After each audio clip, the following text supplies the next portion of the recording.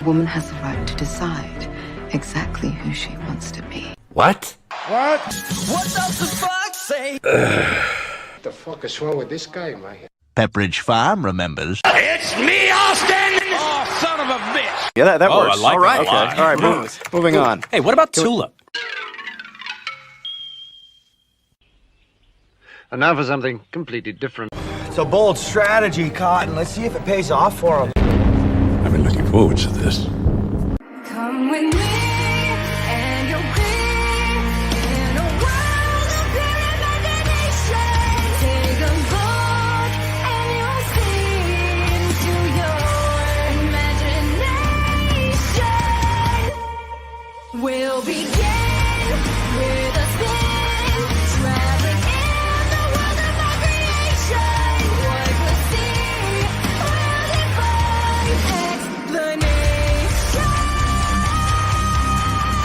If you wanna view paradise, simply look around and view it. Anything you want to do it. Wanna change the world?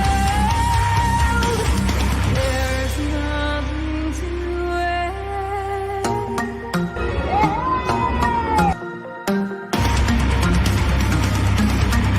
Sit your $5 ass down before I make change. No need to sit your $5 ass down. You can stay right there. I'm Etepa, queen of the place to be reviews. The people's champion right here with all of yous. Ladies and gentlemen, we got a great show planned for you. No, I'm not one of the Beastie Boys, but it's time to get ill, ladies and gentlemen. Let me introduce to you, first of all, before we go any further, let me acknowledge this wonderful chat. Right meow. I've got my panel here. Hang on a second. We got to go back. All right, we'll do this proper then. I'm going to acknowledge this wonderful chat. We got Parrothead says, hail, Etep, and whoever. Hail, Parrothead. How are you? Superfan Adam Shawhan. What's up, my brother? This is from the superfan himself. I appreciate that, my brother. He came up last week, brought this up to me. Frank in the Shawhan Wiener Dog Clan, Zero Option, Nano Reaper, Daisy Divine, Gracias Brutal Morningwood, the ship formerly known as Slave One. What is up, my brother from down under? Daisy Divine's in the house. Man, we got a great chat popping right now. Lola Meets, hail to you, darling. How are you? Admiral Tiberius says, what a handsome Hiju. How are you? Next thing you know, you'll be wearing clocks. I might get me a Flavor Flav. I mean, with bling like this, why not, man? Why not just step that game up that much more and get an alarm clock next? But first, before we start telling time and go back to analog, let me kick over to my co-host with the most. Ladies and gentlemen, Mr. Tony Tone Deaf. It's the owner of the worst channel on YouTube and commander to the legion of deaf heads, the world's wokest warrior, primitive-sided, toxic fanboy aligned with the like-minded. Tony Tone Deaf rocking with you. I want to welcome one and all to the place to be reviews. And is it just me, or like has Etep changed since he got that chain? I've fundamentally changed. I've fundamentally changed, my man. Thank God, man. Not all of us can afford that, man. I'm just saying. Like, hey, that was a gift. I didn't even pay for that. It was a gift. You bastards. I feel like a politician. I'm being attacked. I feel personally, and I took that personal. Well, what up, Tony? Welcome, brother. Welcome, man. Thank you, man. I don't see what that chain has to do with representing your constituents, but it's cool, man. Well, you look, it says, I'm taking your money and I'm putting it to good use, blinging myself out. That's what, that's why where the hell did Draven go? He disappeared again. Draven disappeared. He disappeared again. It's real weird. Like vampires. I know, man. You act like we put a mirror up or something. So be right back when I reset. Okay. Let's go back. We got Mackie Sky in the chat. He says, hello to you. Hello to you. He's one of the relatively newer faces around the channel. Zero Option I saw in the chat asking what time we started. Well, my friend, we start now, sir. It's customary to start a couple minutes late around here, I think. But But yeah, so hey man, I was at the bar Saturday night, and me and the wife are sitting there with one of my buddies, and we're just having some drinks, and from across the bar, this guy yells to me. He's like, "Hey," he goes, "that's a pretty badass beard, man." He goes, "My wife pointed it out." I'm like, his wife's one of the waitresses. I know all the gals there. It's like I said, it's a place I've been going to for years and years, and I was kind of funny. Okay, I was wondering if they were looking for a third. I know. At first, I was like, "Well, which waitress is he with?" I'm like, "Let's see." Her? No, she looks like Skeletor, and I don't mean like a Jack skeleton. I mean just like a skeleton.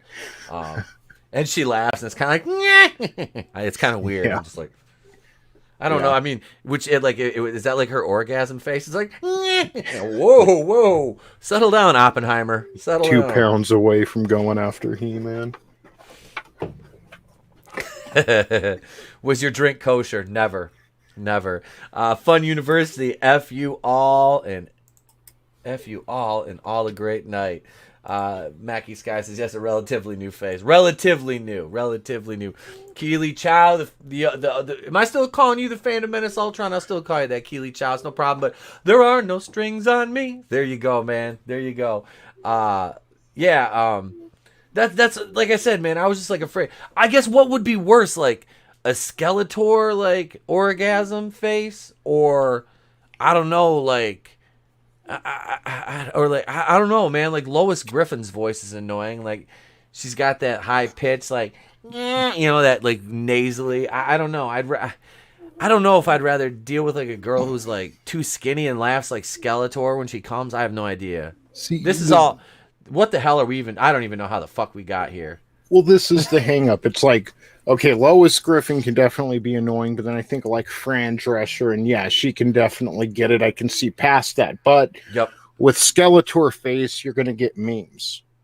Oh, yeah. As long as you remember to take your camera into the bedroom, that's memes all day. So, right.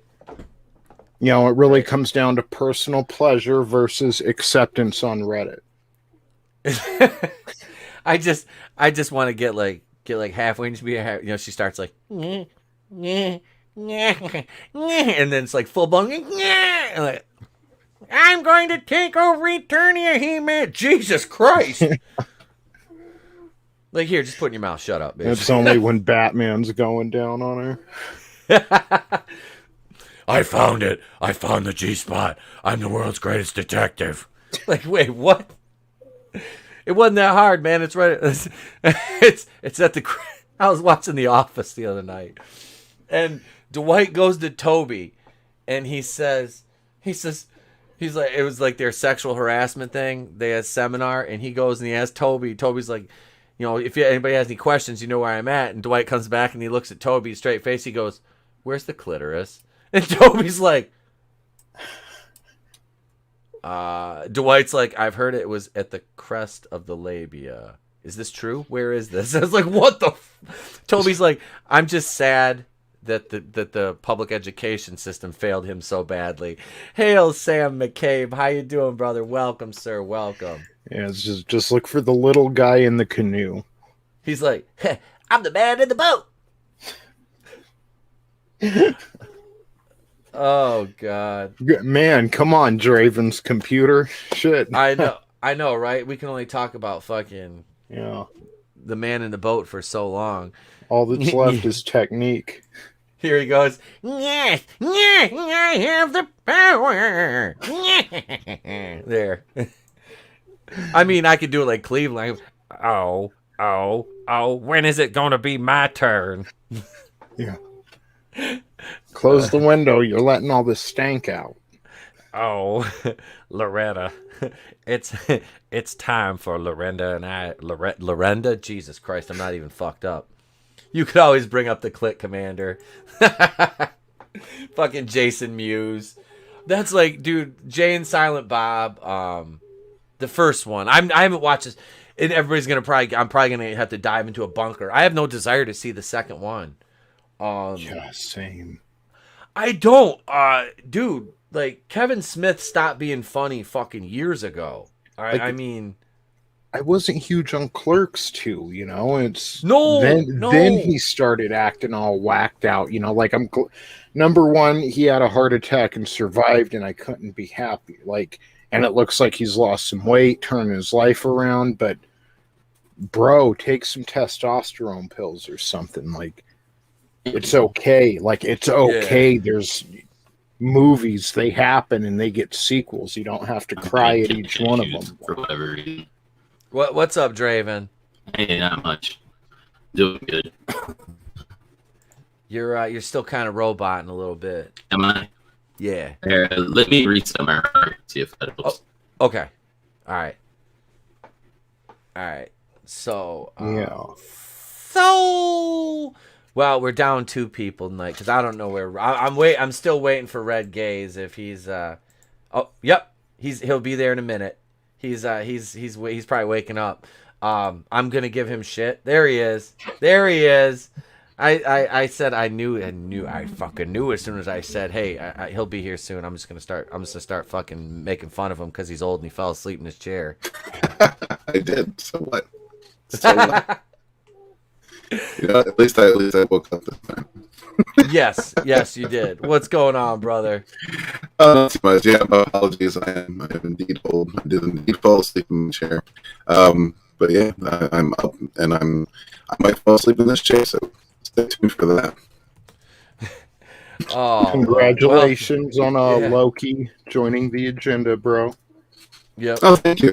Yeah, I've been with him for a while, but you know, he's very slippery wheel seaman. It's just got to keep him and Lando out of the same room, and we'll be good. If Loki and Lando are in the same room together, every toaster and I don't know, donkey is gonna be pregnant. I think I don't. Didn't Loki impregnate a donkey or something on the fucking thing? Yeah, Red, you were kind of roboting a little bit. That doesn't surprise me. Yeah, everything was going super slow too. That's another thing. It took me a while to get in here because everything was taking a while to load up. I don't know what's going on with that. Maybe my computer's old and fell asleep in the chair too. Him and Draven must be streaming from the same neighborhood. They're having the same issues. No, I'm just old. It's Parrot Head said it's Robo Gaze. Yeah, that's right. Don't forget it. Yeah. The Borg have taken over Red Gaze. He's been assimilated. Yeah, we will take care of that assimilation. Assimilation. Oh God, no! Please help me. So we're gonna start out this evening with some goddamn Batwoman ratings, ladies and gentlemen. Batwoman is over. We hit, like I said. I hope the channel doesn't stop growing now because we just hit 730 subs tonight. So yay us. We're moving up like George and Wheezy. Like I said, we've gained like 5 today. So yeah, and we put out, if you haven't seen it yet, yesterday I put out the fucking best of season 2 of Batwoman. That took me like 5 hours to cut all those clips together and edit that. I literally went through all 17 of my reviews and clipped out all these moments and threw them into that best of video from yesterday. You got episode 18, the season finale, out today. Yeah, I honestly, the rest of the week, as far as single release videos goes, it might be a little slow. But you got the show tonight. You got live stream on Wednesday night. You got the fucking morning show on Thursday, morning show on Friday. I'll be editing and dropping that Prodigal Son series finale. I know it's a little late, but I'll be dropping that. I just haven't had a chance to sit down and edit it up yet. I'll be doing that and dropping that sometime this week, probably Wednesday-ish. 5 hours on a Batwoman video. Do you need a hug? Oh, bro, I've spent 12 hours on one of those videos before. Johnny Cage, JP7, welcome. Nano Reaper says, since pain brings you subs, E-Tap, you know, I saw a promo for the episode of Kung Fu for Wednesday night, and I'm like, hot damn, I'm DVRing that bitch. It looks so bad. Should you go on vacation before you start cutting yourself again? I'm not going to make it till the end of July. I need to do it now. I'm gonna review. So I'm gonna review Kung Fu. And I need to go back and watch the new episodes of Superman. I'm like, what are they on episode 11? I'm like fucking 6 episodes behind. So I will definitely review Kung Fu. Parrot Head says, if you're putting out now, does that mean you're cheap and easy? Yeah. I never claimed otherwise. Pretty common knowledge, I think. Yeah, I'm a whore. Kung Fu is so bad. Dude, I watched the first episode, and like when that little, like the little girl is built like my weed vape. Like she's tiny. Remember like, what's her name? Maggie Q. The little hot girl that was in like Balls of Fury. She's fucking like absolutely skinny as hell though. She was a villain in one of the Die Hard movies. I think it was the one with Justin Long. We were talking about her the other night because she's actually like a decent martial artist. This girl reminds me of her. She's just so skinny. It's like, holy shit. Like, could you actually like hurt if you like ran into like a stiff breeze? I feel like it might hurt your face. I don't know. You're so skinny. Yeah, I was just like, holy shit, man. This looks kind of meh. But so I watched the first episode and I was like, oh yeah, this is fucking terrible. ETEP after all them episodes of Batwoman are legally retarded. Yeah, I pretty much got a parking sticker now. They're like, well, you don't look handicapped. I start talking. They're like, oh, all right. Fair enough. I just got out of like, you see my baseball? Hey, you see my baseball? It worked. Did anyone ask you about your wiener? No, not yet. Oh God, he's got Trans Hulk. Hulk. Yeah. Trans Hulk can't hurt you. It doesn't exist. Trans Hulk. Winter Gate smash balls. Oh God, hail brightest day. What is up, sir? Hail to you. Oh, hail. All right. Well, for those of you who are familiar with it, the intro to the Batwoman stuff goes a little bit like this. Let's talk some Batwoman ratings, ladies and gents. Welcome to the place to be. Reviews. I was a little frustrated. Batwoman, that's just a car. Somebody's watching this show. That like really annoyed me. Batwoman is still doing quite well. It doesn't even look like Batwoman. Peter, I'm really starting to question why I'm even friends with you in the first place. Oh my God. So I'm not going to be able to use that for a while. Actually, I'm going to do a Batwoman video tomorrow. Who am I kidding? The show. I have like 4 articles I have to like sandwich into one video tomorrow. So I'm going to dance with what brought me. I'll keep doing Batwoman videos. Fuck everything else. Just Batwoman and live streams. I don't even care. I'll purposely start harassing production assistants on Twitter. Just to have something to make a video about. It'll be like the Fatal J of Batwoman. I don't know if that's I don't think so either. How did Models Inc. get 1 fucking season? We're heading into 3 for Batwoman. Dude, Models Inc. was good. Like, I don't know what the hell these people are thinking, but Models Inc. was really, really good. If it wasn't for that show, I wouldn't have known you could lose weight with laxatives. Right? Like, it taught you valuable life lessons. Even though I had to think of hot chicks taking liquidy dumps, but still the lesson was there. Hey, I've been about that for years. Mackie Sky says, Tony, the fuck is your avatar now? It's Trap Thanos. Oh God. Oh, and we're down one gay's agenda, and there he is. He's back. There he is. There's the gay's agenda. Oh Lord. So here we are right here. As we can see, if you look, you can see the rating started episode 1, 659,000. That was down 64, almost 65% from the end of the previous season.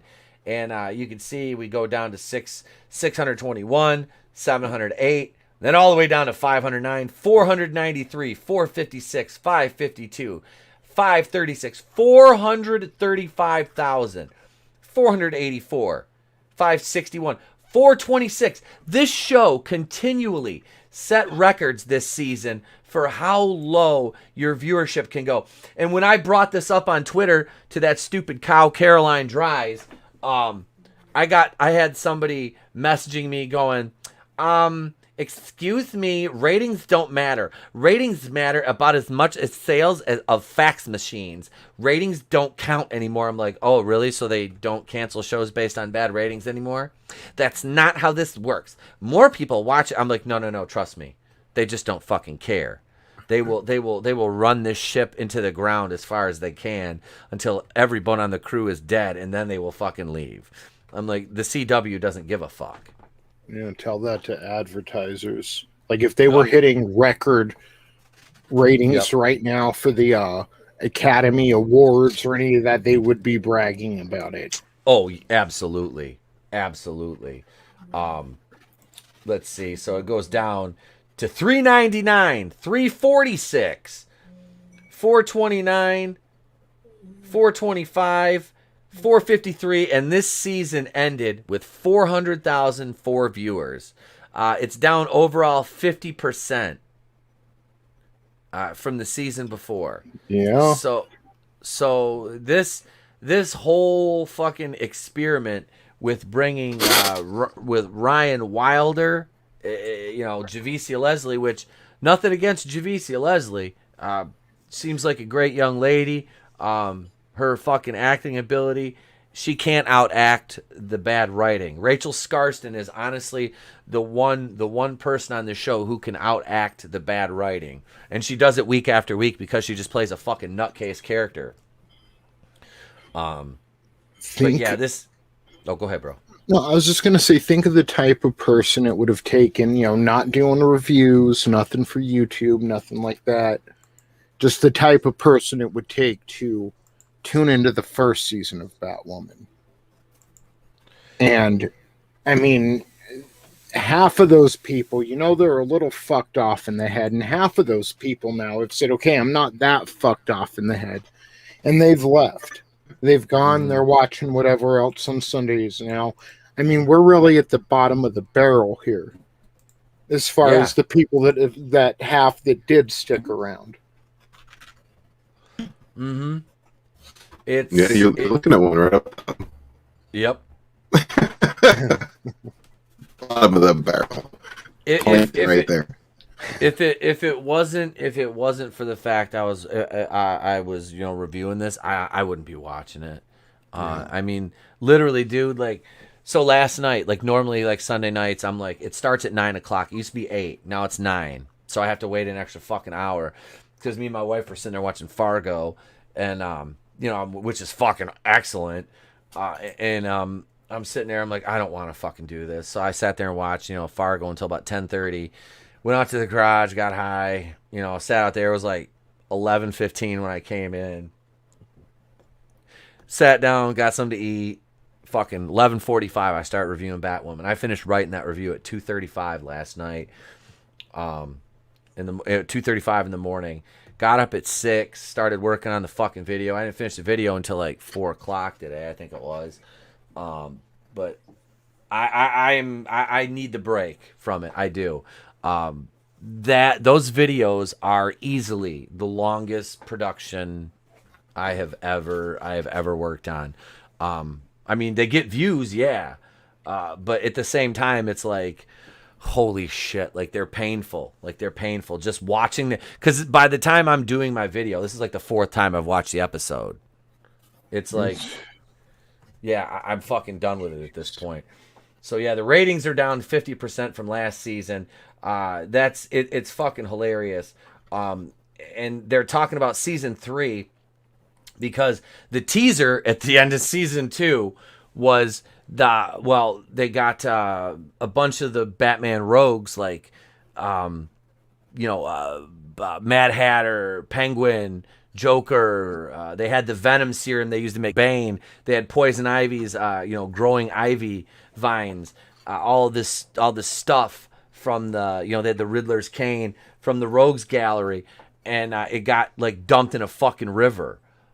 So the poison, like the end scene is like the umbrella, which is I think penguins. Is the umbrella penguins? Mad Hatter's fucking hat and the poison ivy thing washes up on the shore, and the canister opens and the vine just takes off and starts growing. So there's one of their threads. They're going to be trying to hunt all these things down, and they already said they're going to introduce poison ivy next season. Which, why are they going to introduce poison ivy in a CW show? Because she's bisexual, and every woman on Batwoman's a lesbian, or at least a quarter lesbian. So, like I said, they're all at least a quarter lesbian. So there goes Red Gaze again. My dad was half lesbian. I know. I think my dad was like 15/16 lesbian. I'm not sure. We had family on Lesbian Island. Got me through college.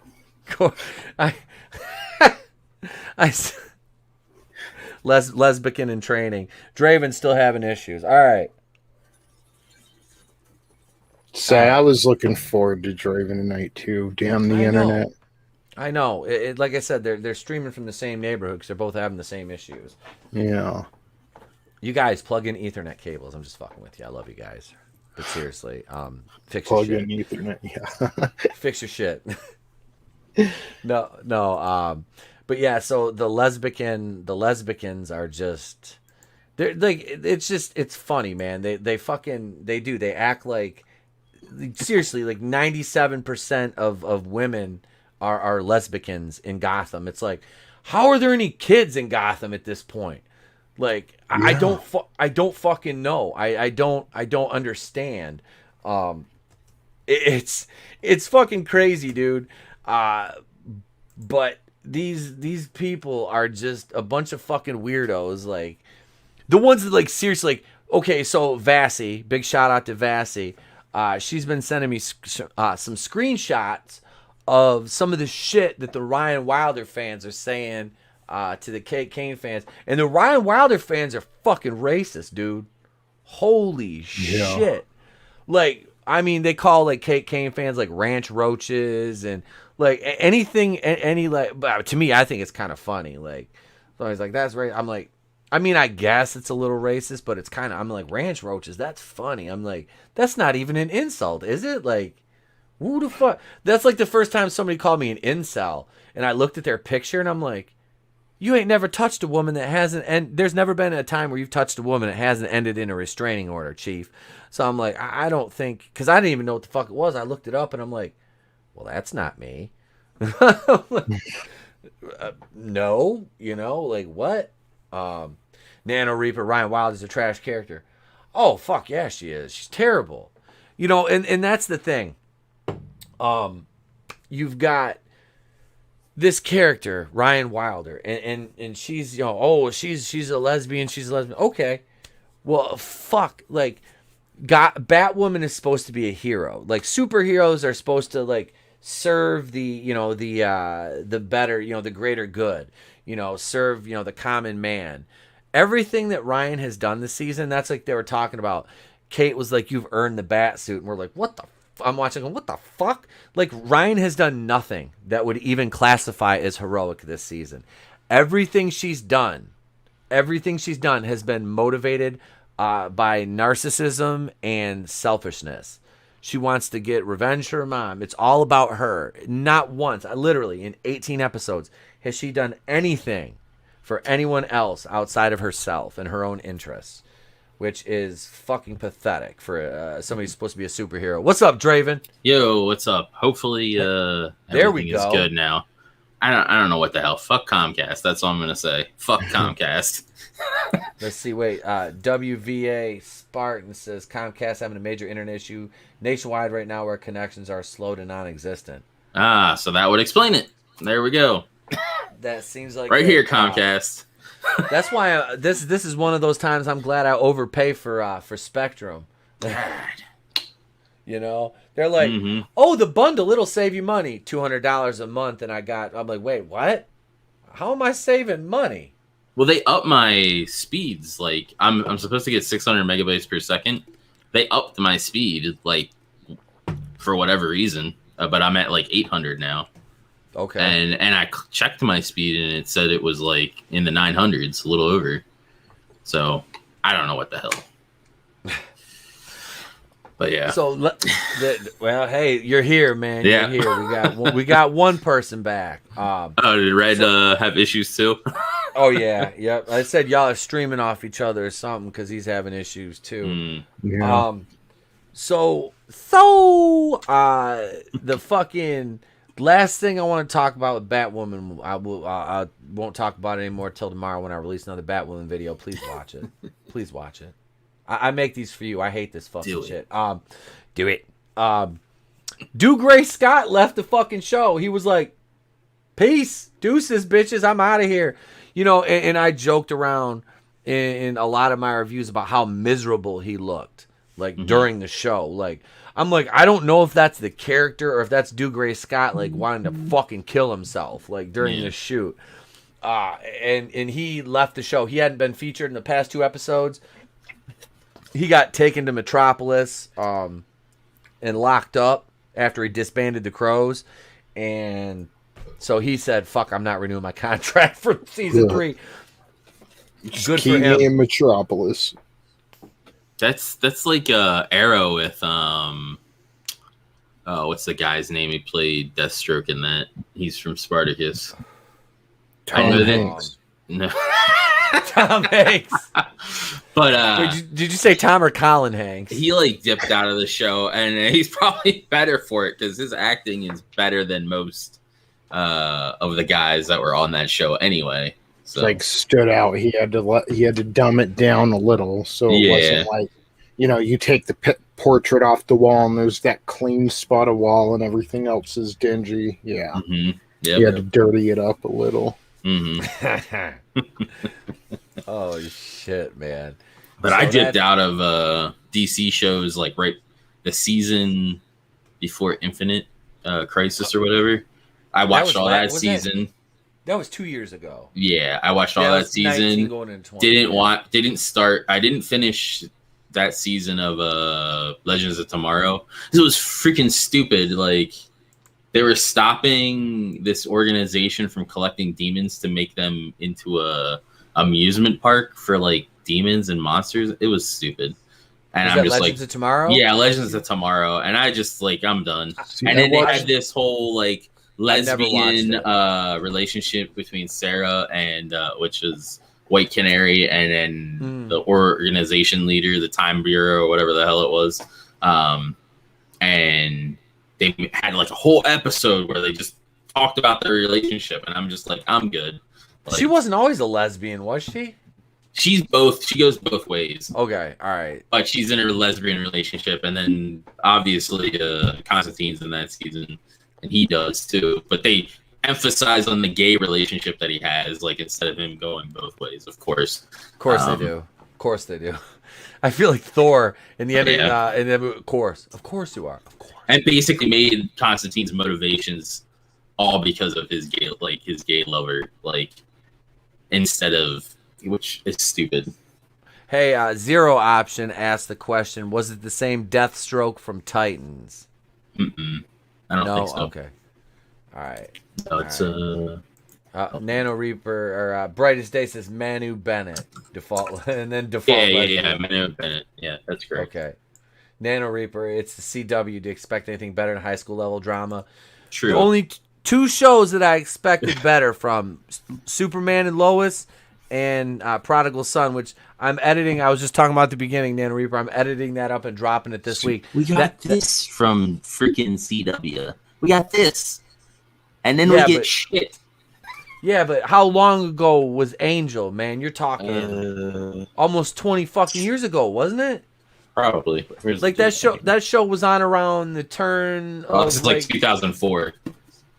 Was that when it ended? This is season 4, so I would say 2005, 2006. Okay. I would say they did. Yeah, I thought they did like 5 or 6 seasons of Angel. Yeah, 5, I think. Yeah, I used to watch it. It was on TNT in the morning. Like that's what I used to do. early in the morning. I would watch it like before work. Because I wasn't a big fan of Buffy because I'm so used to the movie with Luke Perry and David Arquette and all that. When I watched the first episode of Buffy, I was turned off because I was like expecting like a continuation of that. Yeah, and we didn't. It was sort of loosely, like kind of connected, but not really. And I just like turned it off. And then, like you said, it was on UPN or whatever, like really late at night. And I caught the episode with the Scourge and Doyle where he gets killed, and that just hooked me. So I was like super into Angel. And then since everything ties together, I was like, well, I guess I should go back and give Buffy another shot. And I'm glad I did. Nice. I've never seen the whole show. What up, Red Gaze? What up? It seemed like my computer just had a case of the walking farts and needed to just walk it off, fart it out. I think it's good now. All right. Well, there we go. We were just talking a little bit of Batwoman, but relax. We're at the tail end of it. We're done. What we're gonna do is we're gonna queue up. Let's see here. We're gonna do buy or sell, and unlike Holy Shit News, I do know where the bumper is. It's right here. It's buy or sell. Buy or sell. And if you crackers don't like it, you can go to hell. I'm Cleveland. Buy or sell. It's time for buy or sell. That's great, dude. I need to re-record that. It's so good. I need to find a better song. I don't know. I think it sounds perfect. Yeah, same. The more I hear it, I'm like, oh God. So, and every time I'm just like, is it me? It's me, Austin! Oh, son of a bitch! I just want an excuse to fucking play that. I did. I just wanted an excuse to play that one, and this one here too. I uploaded this one. I'm waiting to have. Hey, gays. We're gonna have Runner back on one Monday night, and every time he talks, I'm just gonna play. Wait, listen. What? Hey, listen. Hey, listen here, dude. See, listen, this is hey, listen. What? Hey, I don't know. I know. I'm gonna play this every time he starts talking. You will be silent. Yes. got the Bortus. Yup. You really think that's gonna work? No, I'll just put him backstage again like it did last time. I did. Were you in the chat for that, Draven? I just kept pulling him. I think so. Like no, finally, I was on that episode. Show. You were on that show. That's he asked me about something with Batman or something, and I go about ready to like talk about it, and he's like, "Yeah, well, you see." Yeah. I'm like, I He's trying to give his outro and he couldn't. Like he did. He started talking over your outro. I'm like, dude, like, and he's a good kid, man. He is. It's just young guns, man. Mm-hmm. It's like I don't know, but it's like being on some of those gays, being on some of those 8-9 person streams when you're just like, loud. I think 6 is the limit. Dude,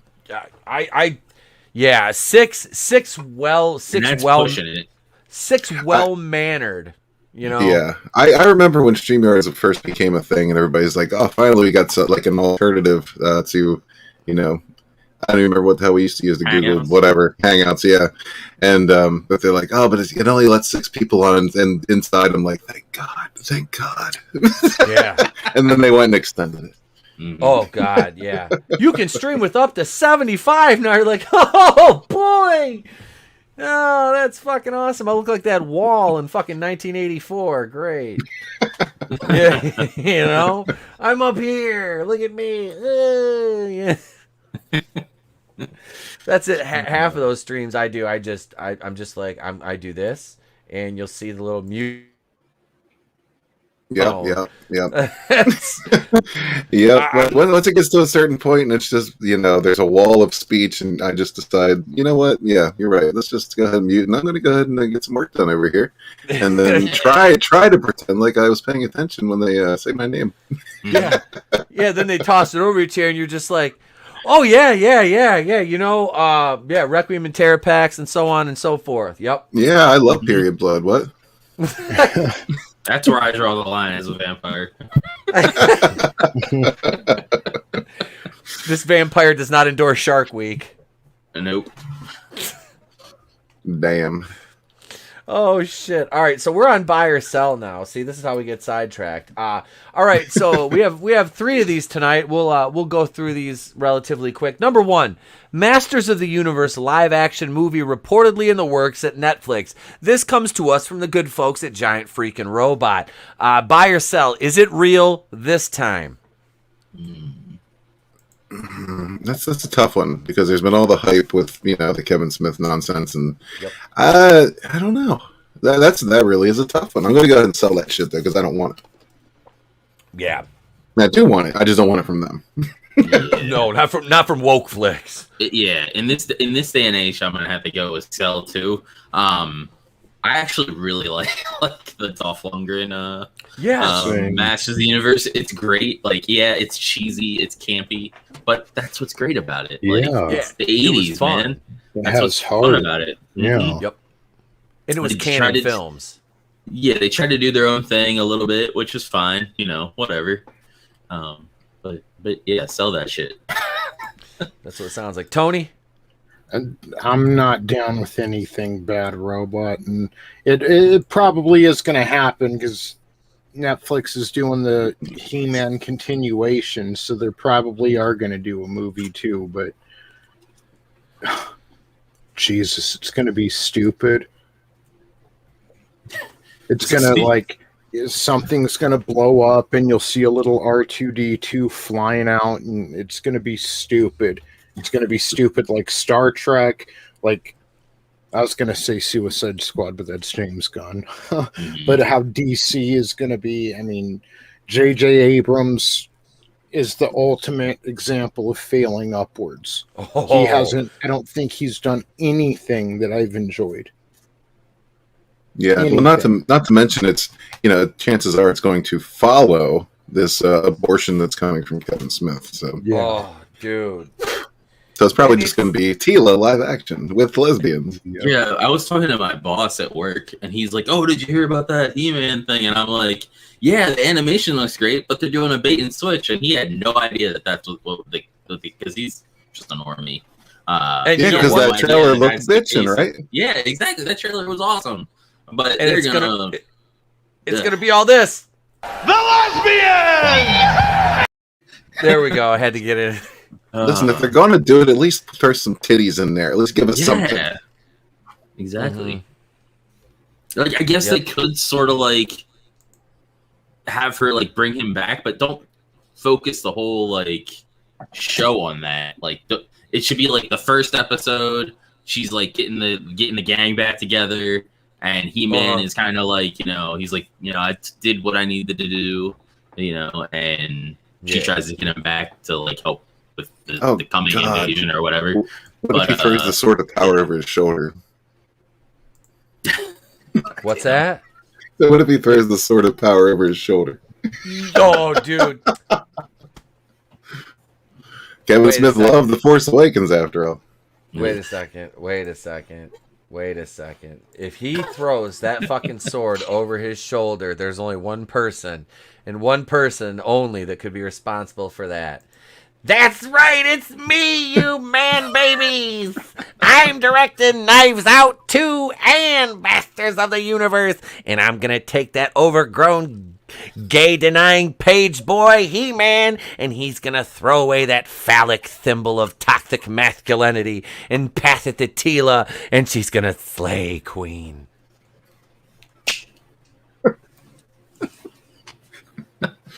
Do you ever wonder if maybe it's all the semen he swallows that makes Kevin Smith cry so much? He gets choked up, but he's literally getting choked up because he can't breathe because there's so much, spooge in his throat. So basically, when he's crying, he just busts a nut. That's like it's his eyes He's busting someone else's nut back up out of his eye socket.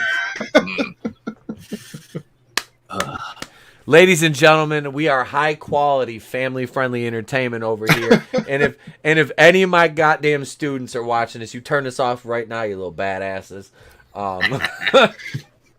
Because I know some of y'all go on your parents. They do. They go on their parents' timelines. I'm friends with their parents, and they go on their parents' timelines and find, oh, Mr. Pete, we find your links. You cuss a lot in your videos. I'm like, I mean, hey, that I do, because I'm an angry old man yelling at clouds. Leave me alone. Oh, you need a clip of that. Oh, wait, there's a furry dating game show on Netflix? Oh, yeah, you didn't hear about that? Mm-mm. Oh, yeah. It looks I feel like that Chris Pratt gif where he's like, it's like a shooting gallery. Should I say that on YouTube? Uh-oh. Yeah, that might be trouble. So, if we are getting Masters of the Universe movie on Netflix, what do you think the chances are we might get like a Cuties crossover in part 2?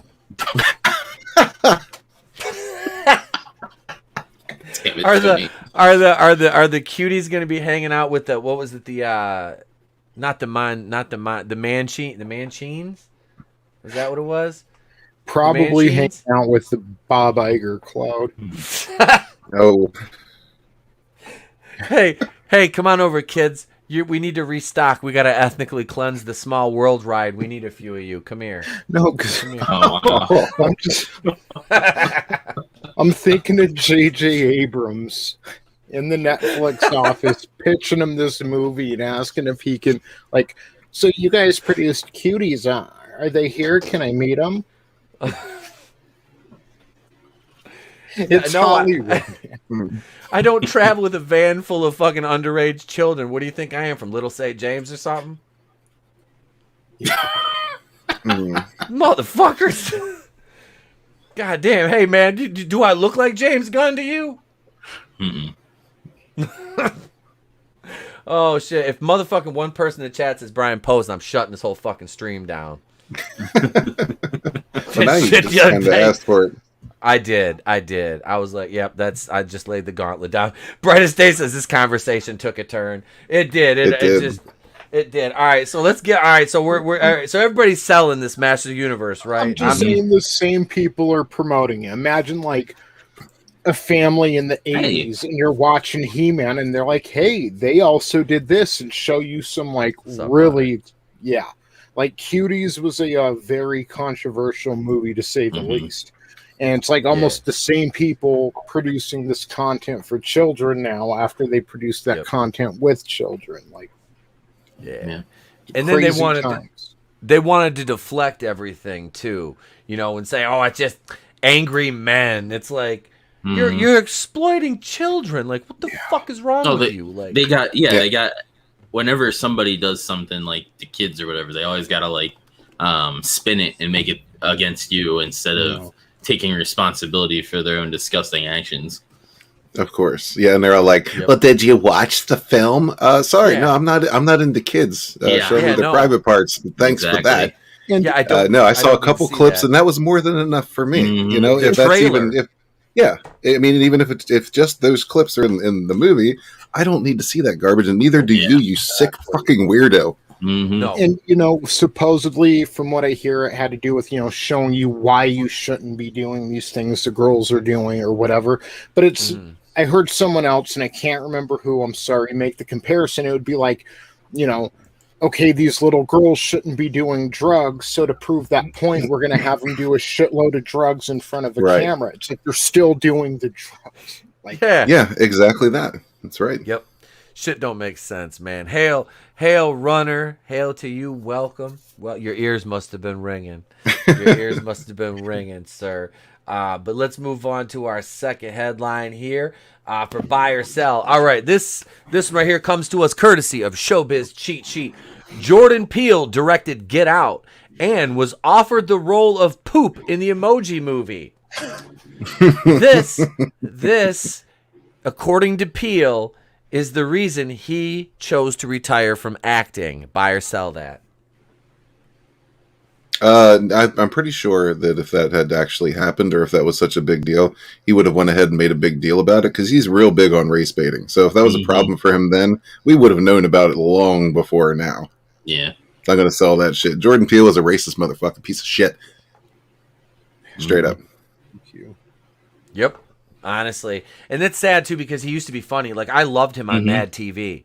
I loved him on Mad TV. The first season of Key and Peele was funny as shit. And then he got all auteur and started, he did say this. He did make this claim in an interview. He said he was offered the role of Poop for the Emoji Movie, and that's what made him decide to retire from acting. And he did. I know. I'm like, you knew so they offered The you. movie was pretty bad anyway, so It was terrible. It was fucking. I've seen like maybe 20 minutes. I watched all of like, it. I watched all of it. It was Okay, bad. well, how exactly do you go from Jordan Peele to Patrick Stewart if you're the casting agent there? If you're the in charge of casting, you're like, Right. Well, Jordan didn't work out. Let's go to who's similar to Jordan Peele. Oh, I know, Patrick Stewart. They sound just like brothers. That'll work just fine. Yeah. Let's bring on Sir Patrick Stewart to be Poop instead of this angry man. Patrick Stewart was like, I'd be honored to play the role of. I can't do a Patrick Stewart. I'll gladly play Poop for that kind Right? of money. I'll gladly play the Poop emoji. So I don't, what he's saying here is I have enough money that I can basically turn down an acting role and retire and be fine for the rest of my life. So I don't feel bad for him. I'm selling that shit. Yeah, They dropped the trailer for the new Candyman movie. It's fucking just why. I haven't seen any of his like directorial or anything like that. Like I think I've seen him in Kenan and Kel or something and all that and a few other things or whatever he was in, but I haven't seen any of his like actual movies he directed or wrote or anything. Get Out was like visually it was cool. Was good. The concept was cool. It was a decent movie. I didn't mind that one. The other one was good too. Was it Us or whatever? Us. I enjoyed those. I didn't like it. I didn't like it. I did that one. I did not like. I was watching it and I'm just like, Yeah, I hear you. I was kind of the same way. Yeah, like Get Out was okay. That was all right. That was doable. I'll give props to Get Out. We got to a certain point in Us, and I was like, "Yeah, okay, this is kind of stupid now." Like, there's this whole a parallel community. It was retarded. Yeah, it was a little weird. He's just that one. Yeah, that one got me. Go ahead, Tony. I'm sorry. He's like a gimmick worker to me. Same with Rob Zombie. They're like in the same category for me. I've seen a little bit of Rob Zombie, and it's just I'm not interested. I haven't seen Lords of Salem. I haven't seen seen what was the new Three from Hell. I've seen that. It was okay, but it felt like it was missing something. Like that one thing that you're not quite sure. It's just I don't know.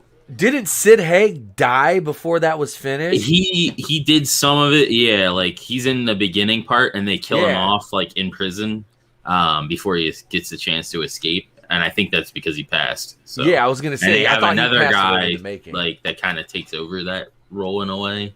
So.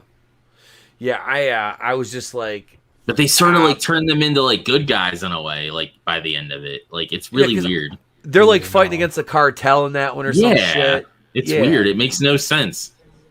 Yep, I'm like they're not fucking these like they're not anti-heroes. Okay. Yeah, that's what they tried to turn them into. No. That's fucking Rob Zombie, dude. Just like every not every movie has to do with like white trash. Like oh my god, like Rob, like you should have been around making movies with like Jerry Springer or some shit back in the 90s. Like seriously, like what the fuck, bro? Like it's like Michael Myers. We'll just make him white trash. We'll just make him white trash. Whatever. Fuck it. White trash. I didn't mind the first one. I didn't see the second one of that, but I didn't mind the first one because I like the background, like story, like part of it. But other than that, it wasn't the greatest. I hated.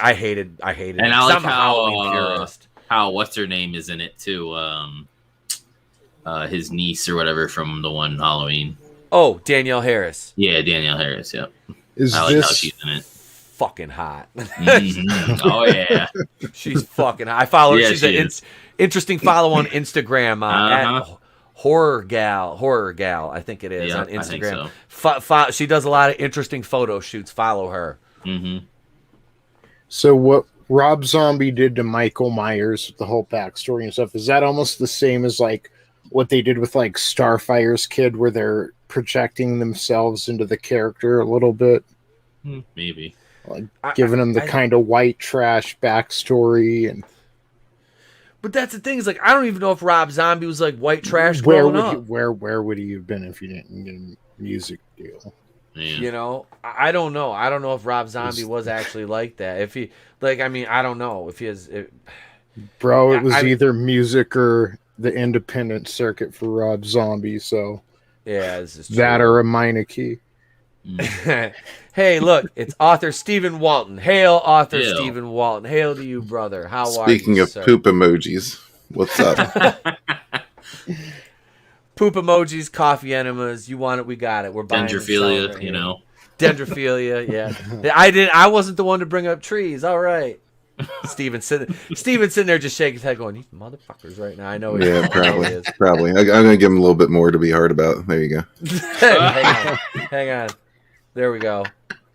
Yeah, you know you great. like it, Walton. You know you like it. That's hardwood right there. That is hardwood. All right, number 3 on buy or sell. I take it everybody's selling this. Jordan Peele. All right, so number 3. This is going to be a spicy one. Is everybody ready for this? Hillary Clinton, quote, finally dumping Bill in $250 million divorce after he's caught flirting with Sting's wife. This comes to us from Gossip Cop. Is she going to divorce him or suicide him? Neither. He's almost there. He's almost there anyway. Just why bother at this point? Last time I saw him, he looked like he was about 1 foot in the fucking grave. All the guy does is flirt. Every time he goes out in public, he's got his hand on somebody. He's got his face in somebody's face. You know, I really don't think this is the last straw. Yeah, like what about Sting's wife finally did it, and not him like gawking at Ariana Grande at whoever's fucking funeral.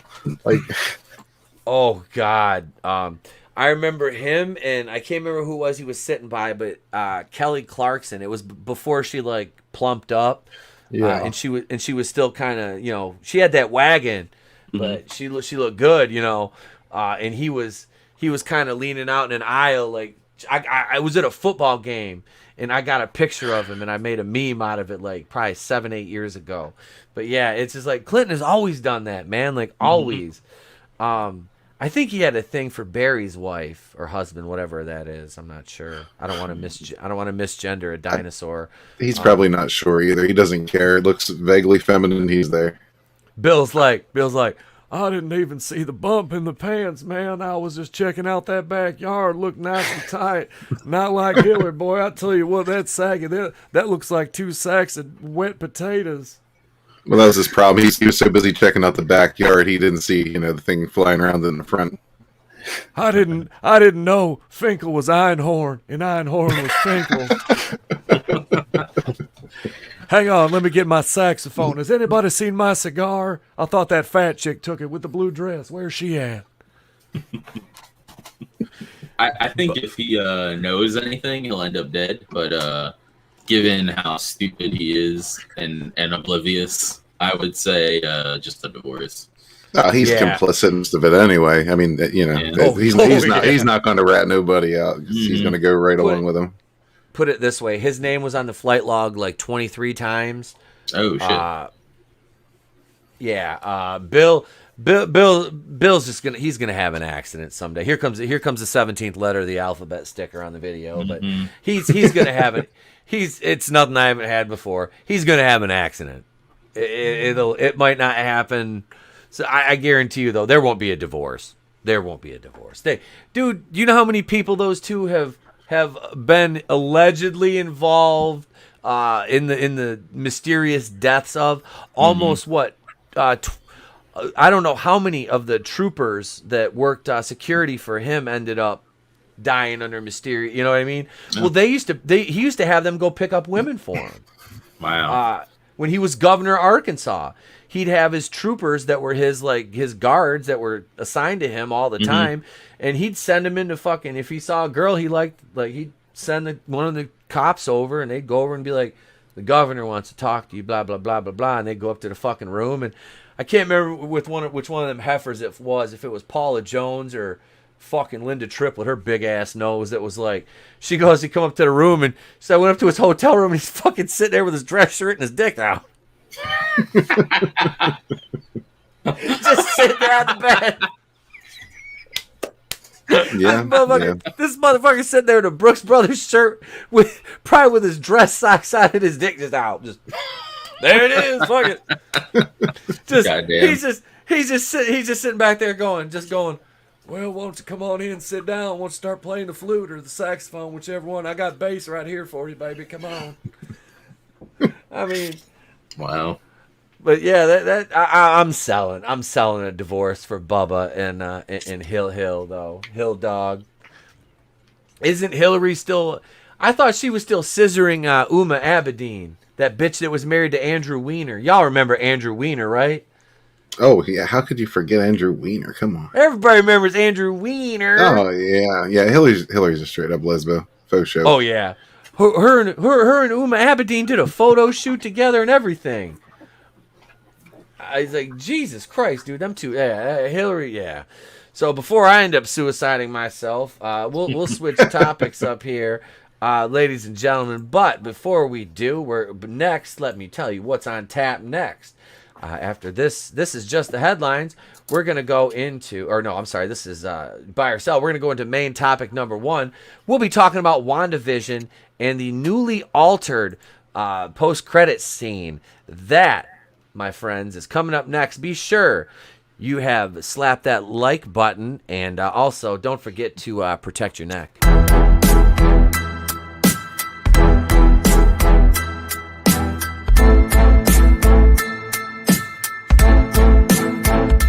Attack at a West Side gas station. Now, thieves target a man because of the gold chain he was wearing. Tonight he's talking with our Tim Pamplin, who joins us from the scene with the night cam. Tim. It was a typical afternoon here at this West Warren gas station in Detroit near Grand Boulevard. Customers coming in, filling up with gas, buying lottery tickets. It was a favorite spot for our victim, Jamal. Thanks, Reed. Customer walks in, shakes his hand, a couple more customers behind. The guy in the black. Pay close attention to him. And his buddy, right behind. They're looking for some easy pickings. And Jamal is their target. I hit the lottery. Jamal won $30,000 on the Michigan lottery, bought himself a $20,000 necklace. You see he's wearing it there. He's heard of people getting robbed for their jewelry. Yeah, it's a thing. So I was just looking around, making sure nobody ain't trying to get my chain, But they did get his chain. He walks out the store. The suspects were waiting. So I ran back, tried to get back into the gas station. They had grabbed me, tackled me down. A particularly vicious attack, punching him, kicking him, getting him to the ground, ripping off his gold. They took off running and jumped in their car and took off down Warren. What the hell? Listen. Fuck you, Jamal. You win $30,000 in the lottery. The first thing you do is go and buy a $20,000 gold chain, and then you're right back in the store buying more tickets. Go fuck yourself. I don't give a shit about your chain. Oh, if he'd had Arnold with him, he'd have been good. Oh, wins 20 grand and wins 30 and buys a $20,000 chain. Jamal, Boo this man! The fuck? Damn it, Jamal. Oh God, why? Just what the? Over there. I don't remember asking you a goddamn thing. Oh, what the fuck, dude? I guess he just I mean, am I supposed to feel sorry for him because fuck that puto? You mean because he was not only stupid enough to spend $20,000 on a gold chain, but also wear it into a neighborhood where it's known for stealing jewelry. Yeah, dude. Okay, so let me. Those of you not familiar with Detroit, which I'm not from Detroit. I have spent a lot of time there. My dad's a retired undercover narcotics officer from Detroit. And I know where to go, where not to go down there. I know how to act when I'm where I'm not supposed to be down there, which is you don't go. But when I do go to neighborhoods like that, I'm not walking around going like this. I'm not walking around going, hey, hi, how you doing? Hey, what's up? I'm here to get my gas. Oh, what's that? Yeah, I have a $20,000 necklace on. Yeah, hey, and this motherfucker, look, you seen Big Boy, you seen Jamal. The only thing he can't even whip a bag of chips. I mean, motherfucker was in there buying more tickets. Bitch, use that 30K and get your dumb ass out of that neighborhood. How about that? Oh shit. Nano Reaper, he should have invested that 30K. Exactly. But that's the thing, man. When you take somebody, he's probably never had anything like that. You take somebody that's had nothing, you give him everything, and don't know how to act. And I had a friend that did that. One of my buddies, man, good friend of mine, won 40 grand on a scratcher. He took away, I think it was like 30. He was broke in like 3 months. Yeah, you know, and there's tons of stories like that. You're exactly right. Yep. That's when people don't work for shit, they don't appreciate shit, and No. you know, until somebody steals their gold chain, then you know, then they're on the news. You can see it. He was even, man, I was just standing there and I'd look around, make sure nobody's trying to take my chain, and it's like, oh, dog, you knew that they dog from the moment they walked in, they were like, look at this fat. Even if he was packing, it's like they bet you by the chip his fat ass couldn't draw on him fast enough. I mean, seriously, like the dude was an easy mark, and that's what it was. They just you could see it as soon as they walked in. They were just like, "Yep, right there, boom, boom," just and they did, man. They rolled on his ass, and beating the shit. Everybody just gets back, like they're just like, "Fuck it, it'll be over in a minute." He's either gonna die or they're just gonna rob him and leave. Like as long as they don't fuck with us, that's like the attitude. As long as they don't fuck with us, you know. And the funny thing is, you know, one of those retards is out there wearing that damn chain. Like they didn't use it for anything useful. They're out there wearing that damn chain. Oh fuck yeah, they are. That's the thing. They definitely are. Because they're fucking stupid. Those are the motherfuckers that will steal a car from the neighborhood they live in and drive the fucking car in their own fucking neighborhood, and then Right. try to act like they didn't fucking steal it. Yeah. That's the fucking beauty of these ass fucks. But real quick before we get into this, a good friend of ours, a fellow Rogue Entertainment, a fellow Rogue, recently had his channel demonetized. I'm talking about Ord's Board. He's been on the show a couple times. I've streamed with him, a bunch of times on various channels. Good guy, fun guy. And his channel got demonetized for apparently no reason. Yeah, man. And I think he appealed and it was permanently demonetized. So he's in the same situation that Josiah's in right now from Josiah Rises. Yeah, I believe so. So that's fucking sad because Ord's never hurt anybody. Ord's never done Not at all. Dude, Ords is just likes to come on and play video games and talk some shit and have fun, and that's basically Ords.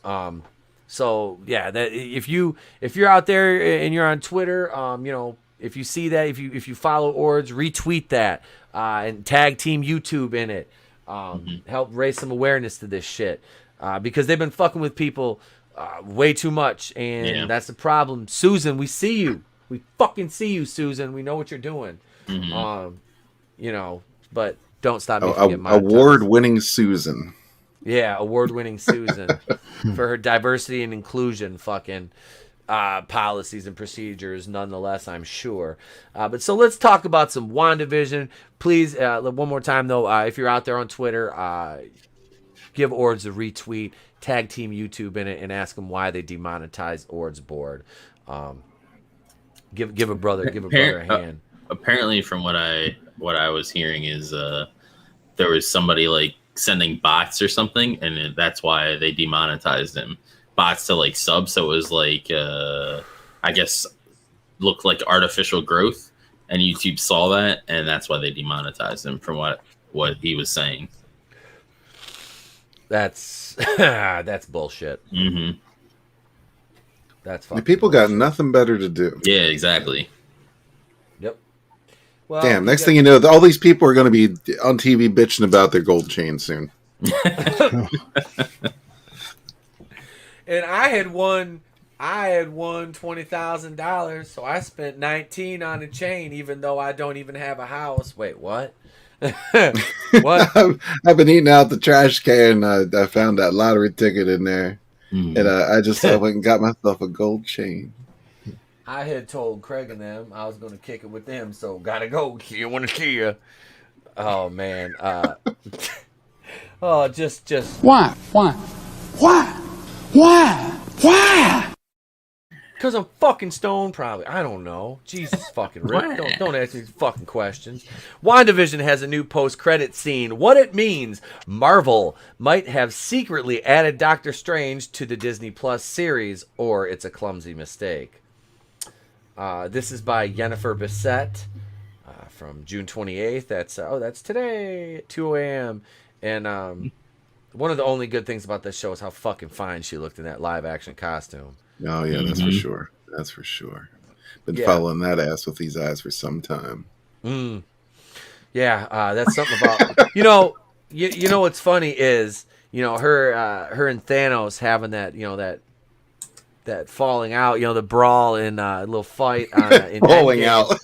Little falling out where he happened to blow up her fucking her cybernetic sex toy. But it's just funny. Those things are expensive, man. And then she ends up fucking him when he was her dad in Old Boy. I mean, Thanos banged Scarlet Witch, but they were father and daughter. That's kind of weird. That is. Yeah. I mean, it's not unheard of. They might have been from West Virginia. Am I the only one here that's seen Old Boy? I haven't seen it. Never heard of it. Yes, I've heard of it. I just never seen it. It's a remake of like a Japanese movie. This guy goes to prison and he gets out and he's trying to find his fucking daughter, and he meets this woman and falls in love with her, and it turns out it's his daughter, and they fuck, and it's like, oh, that's fucked up. Yeah. Wait, do they fuck after they find out? No, or before they find out? No, they're not. I'm not gonna name a state right now. I'm thinking of. There's like 6. You can just take your pick. It's just. I'm just curious because listen, if I found out that I might have to just look the other way for a night or two. Just saying. Good. It's Korean. Okay, it was Korean. All right, I couldn't remember. Thanks, Keely. Ciao. Glinzer says, heard the original Old Boy was great. Heard the remake was crap. I didn't think the remake was that bad. Was good. Everybody, one of my buddies is really into like foreign films, and he said it was good. I still got a fucking subtitled movie to watch. There's like 3 of the. There's like it's part of like a trilogy, I think, or something. I don't like, know. Oh, boy. If I'm not mistaken, it's part of like a series. Okay, but now we've taken a big fucking detour. God Yeah. damn, why'd you have to be so hot, Elizabeth Olsen? Stop it. Actually, Right? don't. You got your dad banging you. That's how hot you are. I know, right? Jesus, help me, Rhonda. Let's see. As we await the next episode of Loki, well, let me stop you right there, Pimpin'. No. Let me stop you right there, Pimpin'. No. I ain't watching motherfucking episodes since the very first one. So you pump the brakes on that while we wait as we await shit. Mhm. You're assuming a lot, like I'm actually watching this shit. Yep. I wanted to. I really did. And everybody's like, because I watched Vassie's reviews of it, basically because I could just listen to her talk all fucking day and night. But that's neither here nor there nor anywhere. And I'm like, she said the third one was a little bit better, or the second, I can't remember, but I was like, I don't know, I can't. I had to watch the first episode 3 times to get through it and stay awake. I didn't even. It seems like they're following the same formula as WandaVision, right? Because some people were intrigued with the first couple of episodes, and then it got a little better, and then it went took a nosedive straight into Sir Patrick Stewart. Because he's poo. Because he's poo. I get it. I can't do a Chris Griffin either. Chris, shut the hell up. You sound like a retard. Wait, Lola says Old Boy was part of the Vengeance trilogy. Yeah. The original was fire. Okay, the Vengeance. All right. Okay. All right. Yeah. See, I've never seen the original one. I saw the one with Josh Brolin and Elizabeth Olsen. The only Olsen that's hot is Elizabeth. The other two look, dude. Mary Kate and Ashley look like fucking cokehead gelflings. Yeah. Word. They do from what the fuck was that? Dark Crystal. Mm-hmm. I'm kind of pissed they canceled that. You know, I wanted to watch that too. I really did, and I never got around to watching it. And now it's like because its success kind of pivoted on whether we'd get more Farscape, and the fact that they canceled it kind of pisses me off. But yeah, the Dark Crystal movie was great. Oh yeah, I didn't mind this. I thought the series was great because you got like all the background information and like how everything got the way it was. Yeah, which was cool. All right. So here we go. Let's see. Back into this. So as we await the next episode of Loki and more from the Marvel Cinematic Universe, the drive to dissect, discuss, and theorize about the upcoming slate of movies and TV shows is strong. Presently, WandaVision is at the heart of that furnace. Huh? I pretty much forgot about WandaVision at this point. A slight alteration to the post-credit scene in the finale on Disney Plus brought to the attention of Reddit and Twitter over the weekend means there are now healthier-looking trees at the lake outside Wanda's cabin and, wait for it, a seemingly blurred object that could be Doctor Strange himself. Let's discuss what it all means and whether it means anything at all below. All right, so what do you guys think? Did you guys watch the video? Mm-mm. Yeah. What did you think, Tony? I don't know how people pick up on this stuff.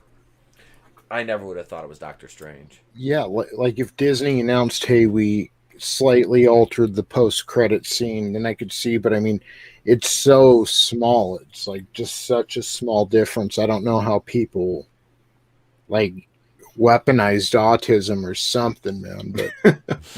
But well, the writer of WandaVision, her director, both whatever, specifically said she didn't want, like, Doctor Strange was initially thought of to be in this, and she didn't want him around because she didn't want this white male mentor for Wanda. Mm-hmm. So why would they casually inject him somewhere secretly? That doesn't make any sense. To try to win fans back. I think somebody was scanning this and said, "Hey, that could be Doctor Strange. Let's just tell him it is." Too. Because everything always, they're always like projecting what they think is going to happen, or like, you know, assuming that this is what's what. Because like they assumed that Doctor Strange was going to be fighting, because they had like a green screen. He was going to be talking to some like CGI thing. They thought it was going to be I think his name's Universe, or the time, something with the Chaos Stone or the Infinity Stones, where like there's like a judge, jury, and executioner type entity in the world, and they thought that it was going to be that. But here he's just. Are you talking about those useless paperweights? Yes, now they're useless paperweights. But the speculation was that he was going to be dealing with that, but all they had him do was deal with the freaking tornado thing, which is stupid. At the end, and didn't really do anything to begin with. Was it Eternity? Yeah, Eternity. That's it. Yeah, which would have been awesome, but nope. Yeah, I understand they're planning on killing Doctor Strange off in his next movie anyway. So really, yeah, that's what it's sounding like. You gotta make Captain Marvel the new because don't they have a relationship in the comics now? Any white dudes are gonna go. Just wait, Bucky's next. I heard you were talking about it here, just so you can hear it.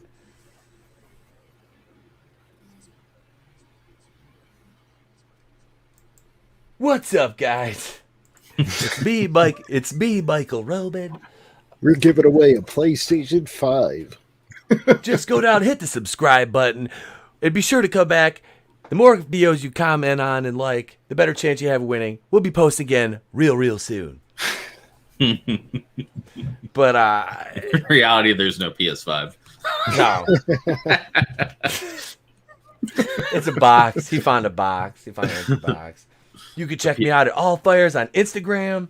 The PS5 is a lie. Tony, I still gotta make that the woof woof thing with fucking Star-Lord. I'll do that for a while. I'll have that done by Wednesday. I'll add that in. We're gonna little something. Star-Lord's gonna have some more dialogue outside of Boom coming Wednesday. I've been meaning to do this for a minute.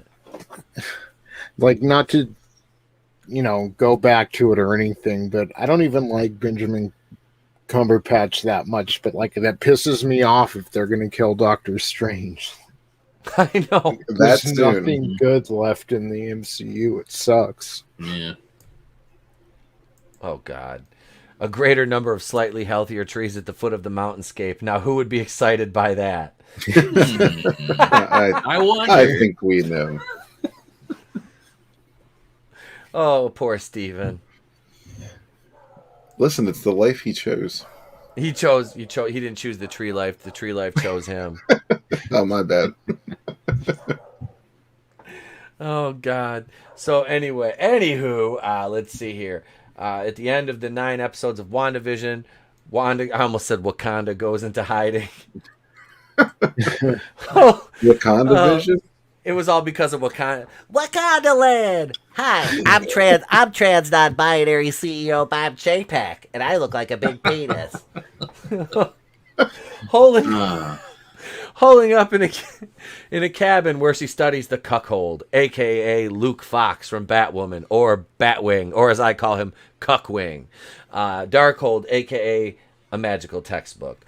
In what has become a spot the difference game, the most recent version of the finale on Disney Plus now has a few alterations, brought to our attention over 3 months since the finale was first released at the beginning of March. For starters, there are now a greater number of slightly healthier trees at the foot of the mountainscape, as you can see in the second image below.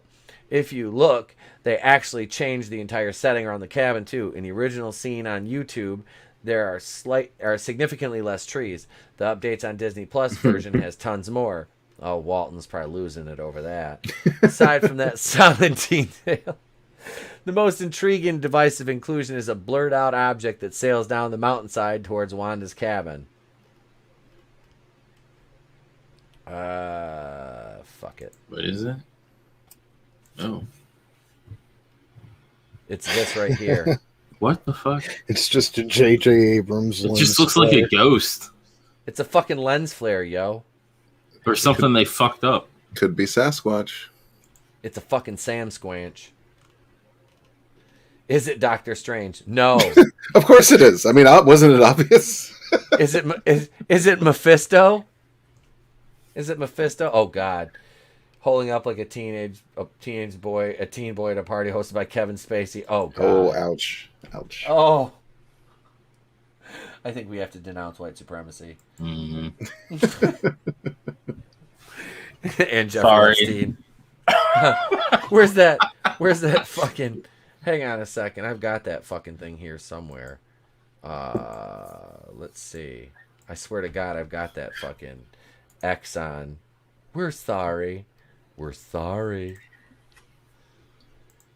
Sorry. Let's see. God, do you have that? I was going to clip that. I love that. Deeply sorry. We're sorry. We're sorry. Sorry. Sorry. That was after Cuties, apparently. Wow. That's almost like the Cable thing where they have the nipple flaps. Yep. And they're just like, ah. Oh yeah. Yeah. Oh, you need an extra remote? Oh yeah. Oh, yeah. Oh God! All right, let's see. So we're just gonna go ahead and say it's not Doctor Strange. And if this is a choose your own adventure, I'm choosing it's not Doctor Strange. Yeah. If you look closely, you can see Walton engaged in coitus.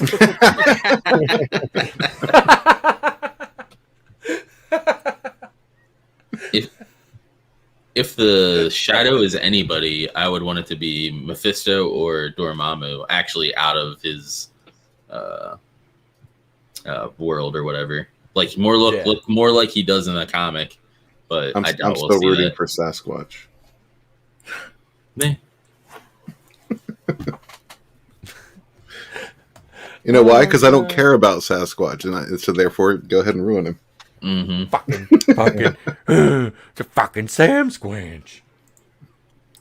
Oh, JD, you're my baby sass. See, the character, played by Howie Felter Snatch, was originally slated to appear in WandaVision to tie into the upcoming Doctor Strange in the Multiverse of Madness, currently scheduled for a March release next year. Elizabeth Olsen, blah, blah, blah. Yeah, we know she's going to play Wanda again. However, the Sorcerer Supreme was pulled from the Disney Plus series because, according to Marvel chief Kevin Feige, it would have taken away from Wanda. We Isn't didn't want that the insulting to Elizabeth Olsen? Yeah. Isn't that really, just think of it, it would have taken away from her character by having another character. Isn't that kind of insulting? Mm-hmm. Mm-hmm. Jesus.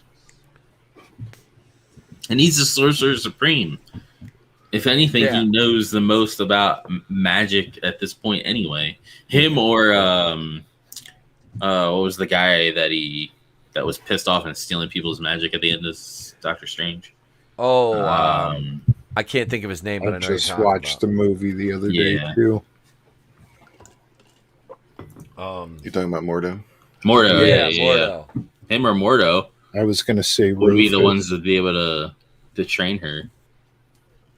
Well, okay, listen, here's the thing. If you're going to call a motherfucker Sorcerer Supreme, then you're going to have to deal with the fact that he's the motherfucking Sorcerer Supreme. And he's probably better than the other sorcerers in the fucking world.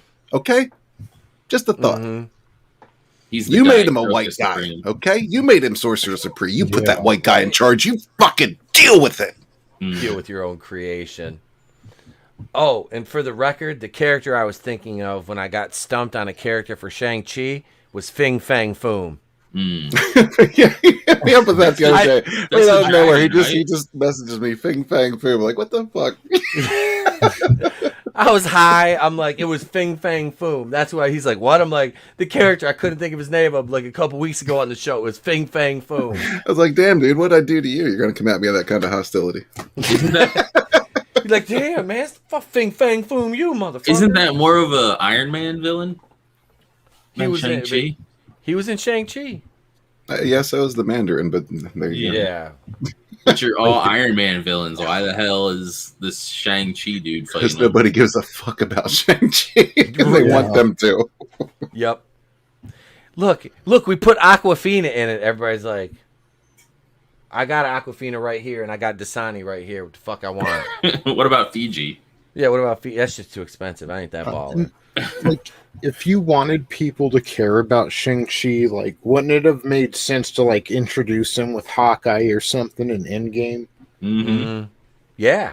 Like, Oh, that would have been great with him in the... Problem is, Hawkeye is a straight white male. Yes, they didn't want him taking away from Shang-Chi.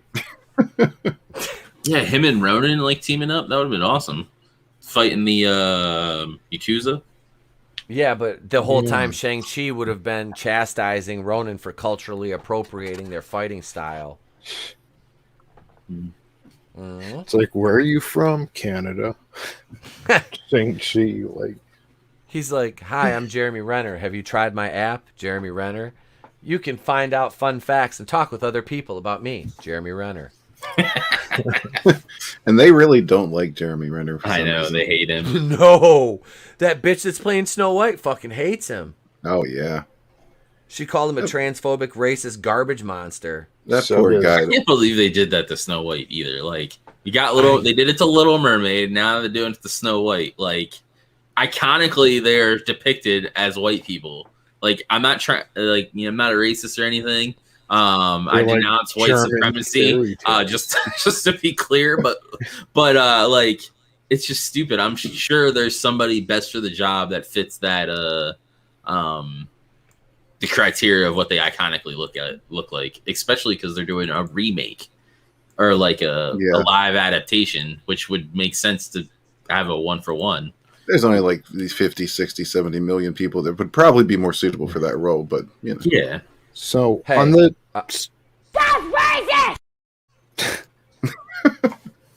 On the subject of Jeremy Renner, like, and I won't go as far as to say she hates him, but I remember a couple years ago, Anna, that Star Wars girl, like, she knows Jeremy Renner through some avenue in life, but she's not the biggest fan of him either.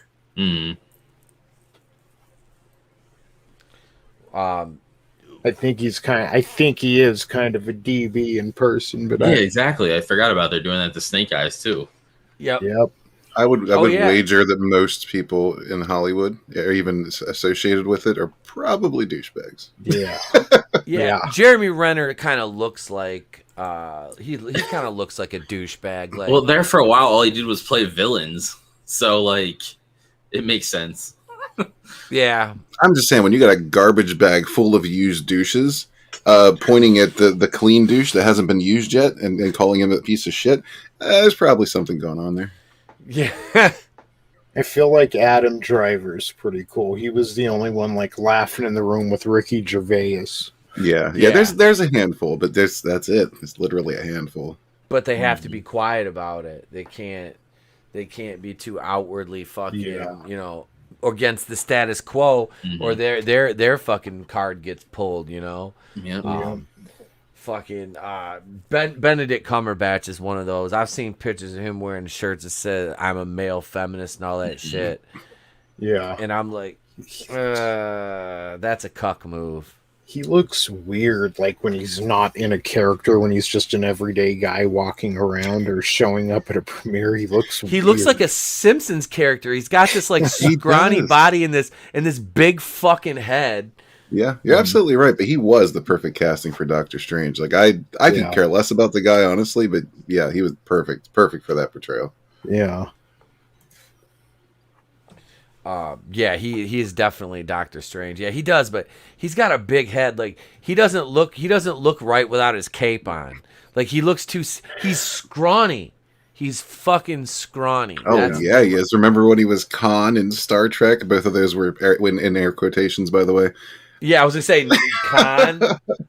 Yeah. Didn't J.J. Abrams like promise that Khan wasn't going to be in the second movie or something? Like it was a big old thing, and then. Yep. Oh yeah. Yeah. Yep. The same thing they're doing with Secret Invasion. They're like, we're not having a secret invasion. We're not doing that. We ain't doing that. Oh, but they're doing it. You tried to replace Ricardo Montalban with fucking Benedict Cumberbatch. What the dude? Ricardo Montalban was Khan and Mr. Rourke on Fantasy Island. I mean, come on. Welcome to Fantasy Island. I mean, and then they're like in the Blumhouse movie, it's like, hey, we're gonna have Michael Pena be Mr. Rourke, and it's like, wait a minute, huh? Well, you see, my initial reaction to that is, okay, you got Star Trek, which is just this, it's a huge universe. There's all kinds of stories you could tell. There's parts of the timeline that haven't been touched by movies or television. Do something else. Do something, more original. But then I look at the third one they released and say, you know what? Never mind. Yeah. Which one? The alien chick was the only good thing about the. What the hell was that called? I forget what it's called. Was that Into Darkness? I think so. That was the one with quote Khan. Oh, one I can't remember what the one after that was called, but it was god awful. Yeah. He released. JJ did a trilogy of Star Trek films. I've only seen like one of them. Yeah, there wasn't a whole lot of talk about that last one because it was that terrible. Like JJ doesn't even want to talk about it. Yeah. That's great. That seems like a J.J. Abrams. Beyond. Star Trek Beyond. Yeah. Ah, okay. And what you just said about Star Trek, there's a whole timeline and places and time they haven't touched, and all over, like, same thing with Star Wars, and yeah, they can't seem to help themselves. Yeah, that's because they don't have a creative bone in their fucking body. None of them. None of these people. Mm-hmm. Nope. They're creatively bankrupt. Yeah, I mean, there's even stories just sitting there that they could rip off, but nope, we got to go back to they think just the name, the nostalgia of the universe isn't enough. We got to actually, redo storylines that people have seen and loved and make sure that they will never love them again. Mm-hmm. Yeah. Oh, Nano Reaper says it's called the Blu-ray in the set I haven't even bothered to open. Hey, Right? what's up, Tim? What's up, Tim? How you doing, brother? I'm on Thursdays with Tim over on the Orville, and I say this is somebody who's not a big fan of the Kylo Ren character. This cat looks like Kylo Ren. He came in last week with the whole helmet, had the lights down, like the blue light on. It looked dope. It was a cool intro. And I'm somebody who knows a thing or two about cool intros. But no, it was cool. What's up, Tim? Welcome, sir. Welcome. Hail to you. We gotta bring Tim on, Tony. We gotta bring Tim on sometime. Tim, just shoot me. We follow each other on Twitter, I'm pretty sure. Tim, shoot me a DM. Shoot me a DM. We'll get you on the show, brother. So this is the pictures right here. That looks like a safety pin. This is what they're saying is Doctor Strange. It looks like Mr. Hanky, the Christmas poo.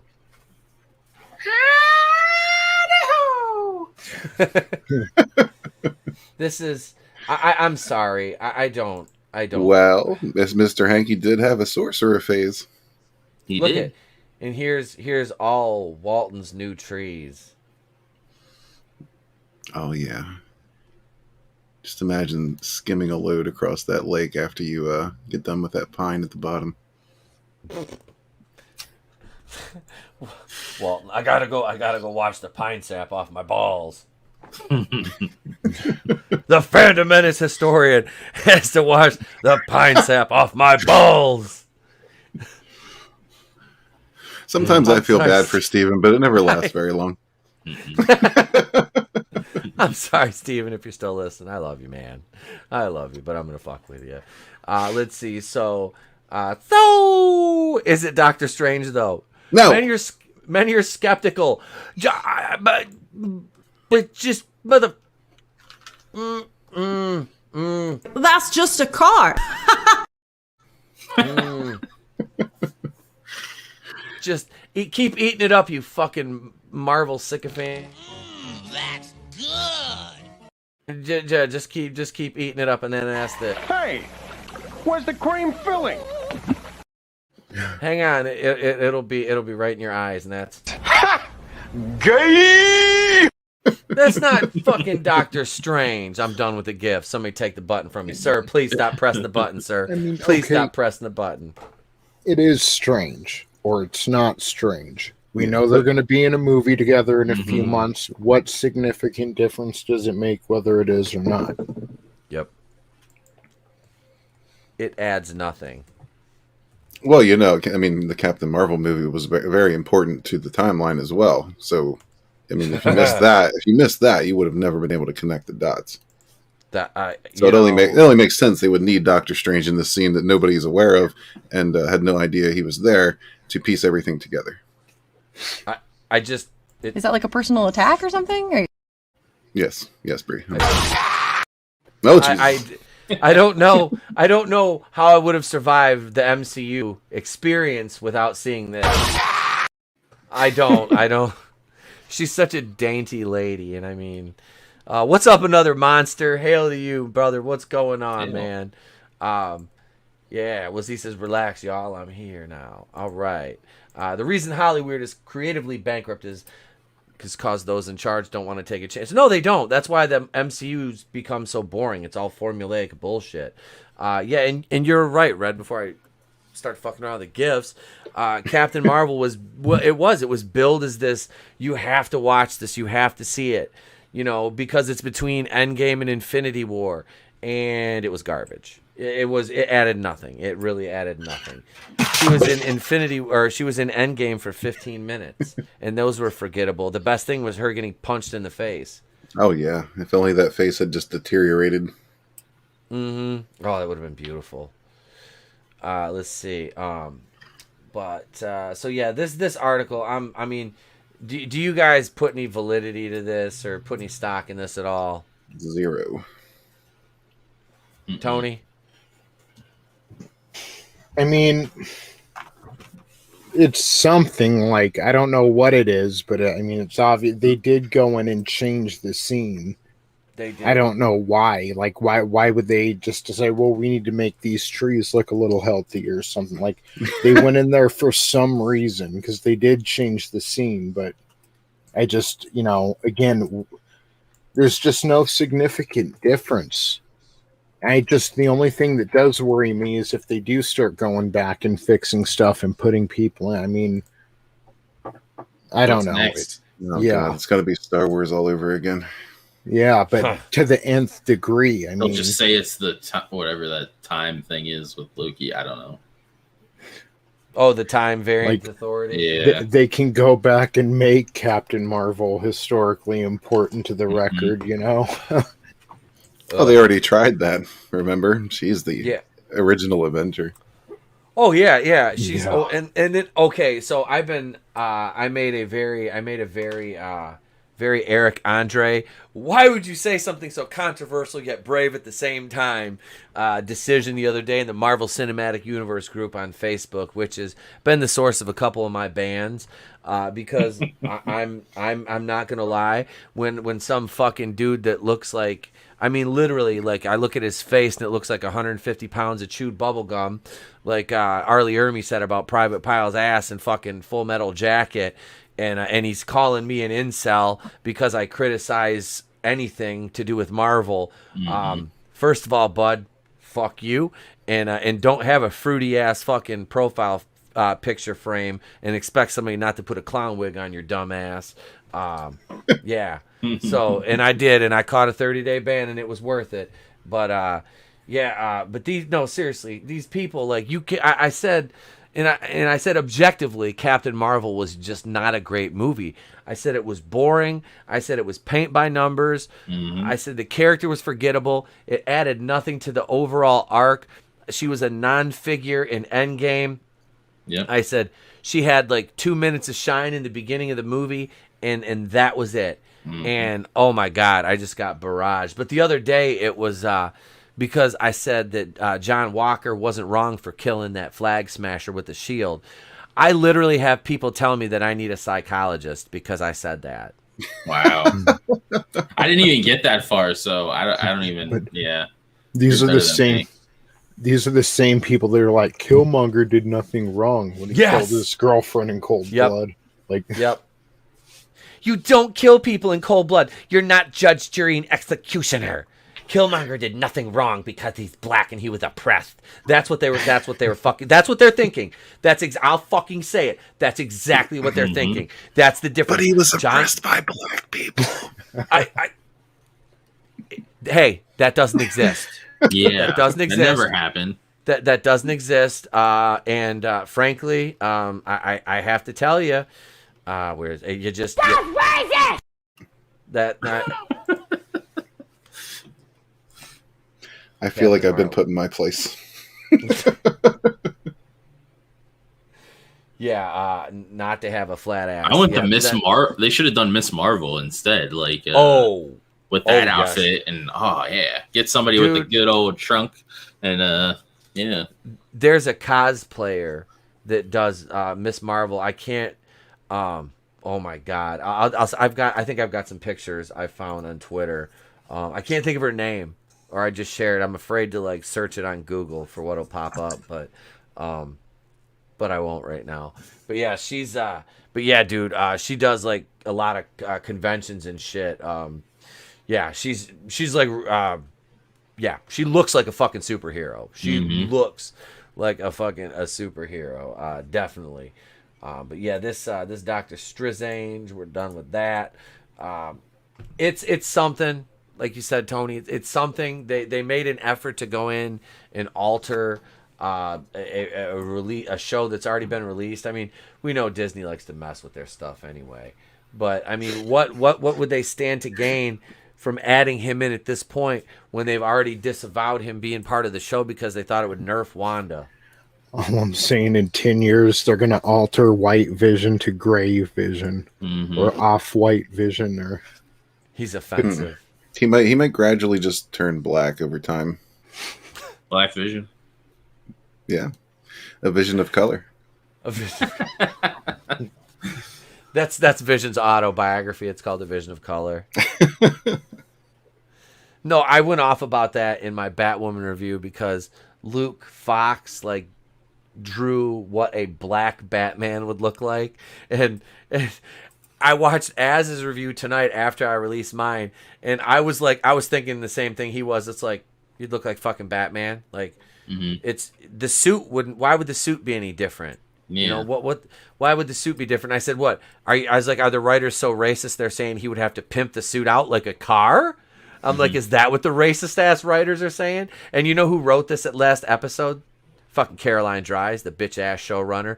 Block me on Twitter. We're coming for you, Caroline. I actually used the Booker. If anybody watched the video, I used the Booker T fucking. I used the Booker T gif in the fucking video. I did. I had to. I couldn't help myself. But anyway. Five time WCW champion. Yeah. Or no, sucker. Yeah, Can you dig it, sucker? I love that. I love Booker T, man. I would love a Booker T Batman. That'd be awesome. Oh yeah, he just keeps happen. Like his identity is just given away because he keeps saying and doing the same shit, whether he's Bruce Wayne or Batman, just staring at his fucking palm and yeah, spinaroonies. Yeah, he Booker, does a is that spin. you? He does a spinneroonie to take out crowds of people. Spinner. There's a Vision of color. Yeah, man, he got his $20,000 chain. Vision won the lotto. Or they'll edit when the not real Vision, I guess, or whatever, unlocks White Vision's thing. They'll turn him into rainbow color. Yes, Rainbow color vision. Yes, Rainbow Vision. Scintillating Pride vision. Yep. And that's why he took off. He just wasn't interested in Wanda anymore. He flew to San Francisco to start the West Coast Avengers.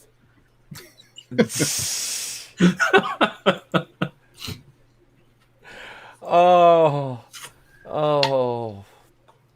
Rainbow. That's good. Well, it's kind of stupid because Vision gave White Vision all of his memories and thoughts, and he's like, "I remember everything. Peace." He was. He's like, "She's out there See you getting later." attacked, bro." He's like, "Oh shit." Yeah. Superhero, I'm out, man. Fucking bam. He's like, I'm not dealing with this crazy bitch and these badass kids. I'm fucking out of here. It made no sense, like other than to continue this story. Mm-hmm. Well, they wanted to make White Vision a deadbeat dad. So when are they even supposed to like wrap up whatever that was anyway? Like, are they going to do that in a multiverse, or I don't know what the game plan is with that, but it was just kind of like a loose end. Oh, that'll be in the Vision and Wanda spin-off show, not to be confused with WandaVision. It'll be called Viswanda, not to be confused with Hotel Rwanda. Viswanda. Viswanda is a small African country next to Rwanda. Oh. They built a hotel in the wrong one. It was a fucking whole thing. It was a mess. Is that Black Vision? Yes. Oh yeah. It's happening. It's happening, folks. Viswanda's in South Africa, so he could be white. Oh, are you talking about Red's Avatar? It is Black Vision. They rebuilt him in Wakanda. That's why he's black. They upgraded him. Vision. Total upgrade. We upgraded him. Wait a second. Hang on. I can do this too. I can do this. Wait a second. No, not me. I'm an ally. You pits babies. Fucking roundhead. Wait, here we go. There, man. Now we got some representation up on this panel. Got it. What up, brother? Yeah. What are you crackers doing over there? Look at one of them purple motherfuckers. Look at him. I'm a vampire. Thank you very much. I see you over there looking like a tall grape soda. What the fuck you talking about? Grape drink. I probably love grape me some drink. redheaded white women. Grape drink, baby. Grape drink. Peter, remind me not to take my bath during no shenanigans hour. All right, seriously, what the fuck were we even talking about? I think know. we were. That was the end of Doctor Strange, wasn't it? Mhm. Oh shit! All right, so let's see here. Oh well, fuck me. We can do. We can dance if we want to. You can leave your friends behind because your friends don't dance, and if they don't dance, and they're no friends of mine. I gotta learn the dance steps to that before the wedding. I gotta start working on the choreography. Yeah, I'm gonna start working on the choreography. Nice. But we'll be. Let's see. Well, no, we're gonna do. We gotta go into. We'll do this. This one's coming up. We're gonna do just the headlines, ladies and gentlemen. 2 hours into the show, we'll do just the headlines. Yeah. Kick your fucking ass! I want you off the fucking set! It's not my Luke Skywalker. No, don't just be sorry. Please, for one fucking second. All right, number one, Rian Johnson announces Knives Out 2 is starting production in Greece. I'm actually I'm kind of looking forward to Knives Out 2. Haven't seen the first one. The first one was good. The first one was actually good because it was Rian Johnson directing a movie that Rian Johnson should have directed. Something in his wheelhouse. You know? Yeah, it was pretty good. And I would be interested in Knives Out too. I will not pay for it because I ain't contributing to that. But I will watch it if the opportunity arises. I think he's developing those for Netflix. I think so. Yeah, because he's getting 2 and 3 through Netflix is what it was through the deal over there. Tony, did you ever watch Knives Out? No. No? Okay. No. Draven, did you see it? You didn't? And nope. Red, you did. I liked it. Once it came to Amazon Prime, I was on board. Oh, is it free on there? I think it is. I think it's still on there. I believe. Maybe I'll watch it. See what's up. I heard it's just Clue. It was one of those nights where I was like, yeah, kind of, sort of, but a little different. It was one of those nights where I was just like looking for something to watch, and that kind of came across the screen. I was like, well, why not? Why not? You know, at worst, I can make fun of it. At best, I might actually enjoy it. I've done that with episode 9 a few times, and I'm like, I can't do it. Hey, we got a special guest. He just woke up. What up? He looks like he just woke up. Yeah, he does. Can you hear him? He's like, I have no idea what's going on. How about diarrhea of color? Diarrhea cha cha cha. Yeah. Very good. Very good. All right, buddy. I love you. Go to what? Guess what? What? Diarrhea cha cha cha. Hey. It's me, Vinny.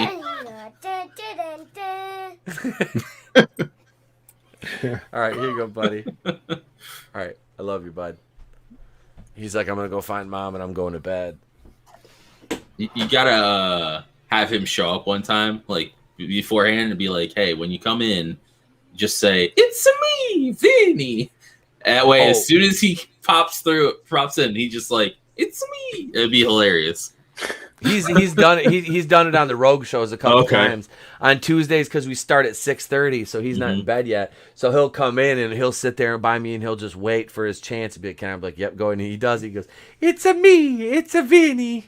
That is one patient child. I'll give him that. Yeah, he is. Oh, he is. He will. He's polite. He knows. That's good. He knows. You sit there and wait, buddy, and you'll get to speak your piece. Let's see. Lord Runner says, I think that's the first time I ever referred to him as that. Oh, you did it. I did. I did. Fell for the trap. I did. We still don't grant you the rank of. This is outrageous. It's unfair. Knives Out is overrated. I mean, I didn't think it was the greatest movie. I thought it was decent. It wasn't. Let's see. Second time watching was. I watched it. I think 3 times because I reviewed it. So I had to go through and I watched it once because I watched it the first time. Then I watched it with the wife, and then I watched it and took notes on my notes. So yeah, that's how I saw that. But because I did it for my Is It Woke series I was doing last year. That'd be awesome. Keely's comment. about having Trey dress up as mini Pete Eddie Dollar. Oh shit! I got we had matching Yankees jerseys for what was his name, Helio Castro. We had matching Yankees jerseys. We didn't have hats, but we had the same shorts and almost the same tennis shoes. Nice. Yeah, I did that up, and my mom got those at Yankee Stadium for me when she was visiting nice. my sister when she lived in New York. Runner says, "Congrats, Etep." You said the name. I did. Tim says, "I'm in love with Anna de Armas." Yeah, she was good. She was good in that, and she's hot. She is hot, but she was good in that movie. I thought it was kind of fucking funny how like they, she couldn't lie. If she lied, she like threw up. Oh, yeah, it's kind of a thing. Like, and what was I've really seen funny her in something besides. Was it Snow White? Was she in Snow White? No. I don't know. Was she one of the older ones? No, that was that dead-eyed bitch. Kristen Stewart was in one of them. Oh, she's from Blade Runner, the 2049. Okay. And that's the first Armas or whatever. I didn't realize that. The first thing I think I ever noticed Mackenzie Davis in was that Blade Runner 2049, the chick that played the new Terminator. Mm-hmm. Oh shit. Let's see. Let's go to headline number 2 here. Oh, I have to share the screen because this is a picture. Do you guys know who Ali Alexander is? No. Okay, I didn't either until I saw that he was in the running to play. I've seen pictures of him. Rumored to play Doctor Who. This is Ali right here. Oh. That would be the new Doctor after Jodie Whittaker. I'm going to go out on a limb and guess Ali is gay. Either that or probably non-binary. I mean, you have to be something, off the wall to follow a female, right? Otherwise, we're not having that. We can't have a straight white male follow that female. Even though that's basically what, built the show up. And that's what built everything. Everything. Just bring back Capaldi. That was obviously a racist comment. Despite what everybody said about Capaldi, like that was that for me. That was it. That was the end of the show. That's racist! He was just a grumpy old man, and it was great. Yeah, I did like his attitude. Yeah, I had trouble getting into that though. What's her name? Was it Clara? She was annoying. Yes. She was annoying, but always annoying. But I liked Capaldi in that because he's like, yeah, screw you guys, sort it out yourself. I'm done. The episode with the moon or whatever. I was kind of done after David Tennant. Like I liked him, I really did. Matt Smith never caught me, and it just I don't know, just kind of faded out from there. My problem with Matt Smith seasons was the Ponds. I fucking hated the Ponds. They were so annoying. Matt Smith looks like a Stonehenge fucking statue. His fucking head is one of the Stonehenge things. Mm-hmm. When they went to the alternate world with Amy Pond's like samurai Easter Island. The samurai chick or whatever, where she's like killing robots and she's stuck in that like timeline. They should have kept her as like the new companion. I would have been happier with that, but no, they left her there, and most of these new companions suck. Ponds. I mean, to be fair, a lot of the old Doctor Who's sucked too. A lot of the old ones did, but this new breed just these companions are really awful. Most of them, not all. I've seen 2 episodes of Doctor Who, and both of them have been Jodie Whittaker episodes. There were the first 2 episodes of I think series 12, which was the spiders episode with the mansion or whatever. I didn't see arachnids in the UK. No, okay. I haven't seen that one, and I've heard that was like there was like basically like an Orange Man surrogate in that. Mm-hmm. But the first 2 episodes I watched, the companions, like I have no basis of comparison, but the people that are the companions in this are fucking annoying. Oh, they're terrible.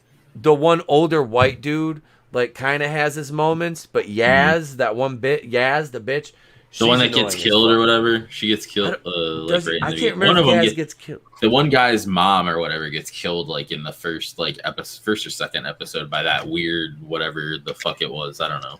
They all deserve to. Yeah. I only watched the first episode with Jodie Whittaker, and that was enough for me. I watched up to the Rosa Parks episode, and I was like, I'm good. That shit is about as woke as Falcon. Because it's like Doctor's not supposed to mess with fixed things in time, and Rosa Parks' thing is like a fixed thing in time where like that needs to happen for things to change. You know what I mean? So why would you even go there and mess with shit? Like, it's just pointless. And shed your whiteness on Rosa Parks' legacy. Yeah, didn't you read the new rule book, Angelus? I know. The rules don't apply to the female doctors. I keep forgetting. No. And then didn't they go back and like retcon it to where like the first ever like thing was it was originally a female just to make it that the first Doctor was actually female. Yeah, I heard something about that, but I didn't. Yeah, I didn't watch that. They did. I watched all Gary's videos. Yeah, I like heard some of Gary's stuff about it, and I was just like, "What the hell?" It was just it kind of interested me listening to him talk about it as someone who's a fan, and not because I knew about it, just because he was such a fan of what it was. Yeah, and kind of like his take on the new like what they did to it. It's like I can it's like being like that with Star Wars. I can fucking relate to that. You know, you see something you love get shit on right in front of you. So let's see. Our third headline here is Spider-Man No Way Home. Plot of Tom Holland's Marvel film leaked. An old Reddit thread claiming so is going viral. Didn't me and you cover that on one of your things, Tony? Did you cover these? Or is there another Reddit leak? What one was it? The No Way Home plot leaks. Oh, we talked about that on a live stream. Sorry, I'm eating watermelon. Got some salt? You're doing what? There we go. It is, but I couldn't help myself. It just looked so bomb. It was sitting in my fridge like, what the fuck? Do you keep hot sauce in your purse at all times like Hillary Clinton? In case you need to pander to the black community? I love hot sauce. I guarantee you Hillary Clinton ain't never had a thing of tapatilla sauce in her and any bag she's owned. Hot sauce would kill that woman. It's like a vampire. The colostomy bags can only take so much, Well, I mean, it's Hillary, so I mean... Get what you fucking deserve! I'm just Maybe saying. that's what happened between her and Bill. He didn't put the hot sauce back when he was done. She had enough and filed for divorce. Bill, I told you to put that Frank's Red Hot back in my purse, motherfucker. Frank's Red Hot, that's for pussies. All right. Well, that's what Bill said too. Now, look, hear me out before you judge. I take it a little bit, put it down there on a trail on the way down. You know what I'm saying? Work my way down. Yeah. I call that an Arkansas delight. Oh my. That's Whitewater Willie right there, baby. Oh yeah. I haven't done a Bill Clinton impression. It's Big Willie style. Big Willie. Oh, Big Willie style's definitely all in it. I'm getting jiggy with it, baby.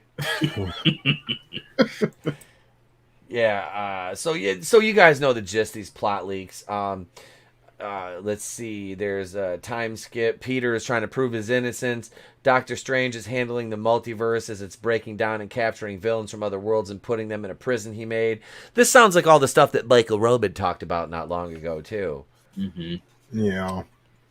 And they kind of recently led to this in the Loki show, talking about there can be variants from different dimensions and they can even look different, have different abilities. They're kind of explaining away why, Andrew Garfield and Tom Holland used web shooters, but Tobey Maguire produced it naturally. It's kind of a segue for Miles Morales, too.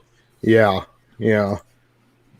which we know is coming. That is coming. That shit. Oh is yeah, happening. it's a segue for them to do whatever the hell they want. Mm-hmm. You'd think Sony would want to have one of the Spider-Men for them, though. So I'm not like maybe they introduce Miles in the MCU and Tom Holland can go over to Sony, but I think they're gonna have they're gonna want to have at least one of them. We'll keep Woke's. They'll keep the MCU will keep Woke Spider-Man, and then Sony will get the not woke suits Spider-Man. Which I gotta say, I enjoyed Into the Spider-Verse more than I enjoyed any I did MCU like Spider that too. movies. Yeah. Yeah, the kid that did Miles' voice, he was really good. The animation, I really like Sony's animation style, and I think Tony, I was telling you about that movie, Mitchell's versus Machines. Yeah. If you've never seen that, it's on, it's on Netflix. I think that's where we watched it. Was on Netflix. Trey found it. It's freaking hilarious, man.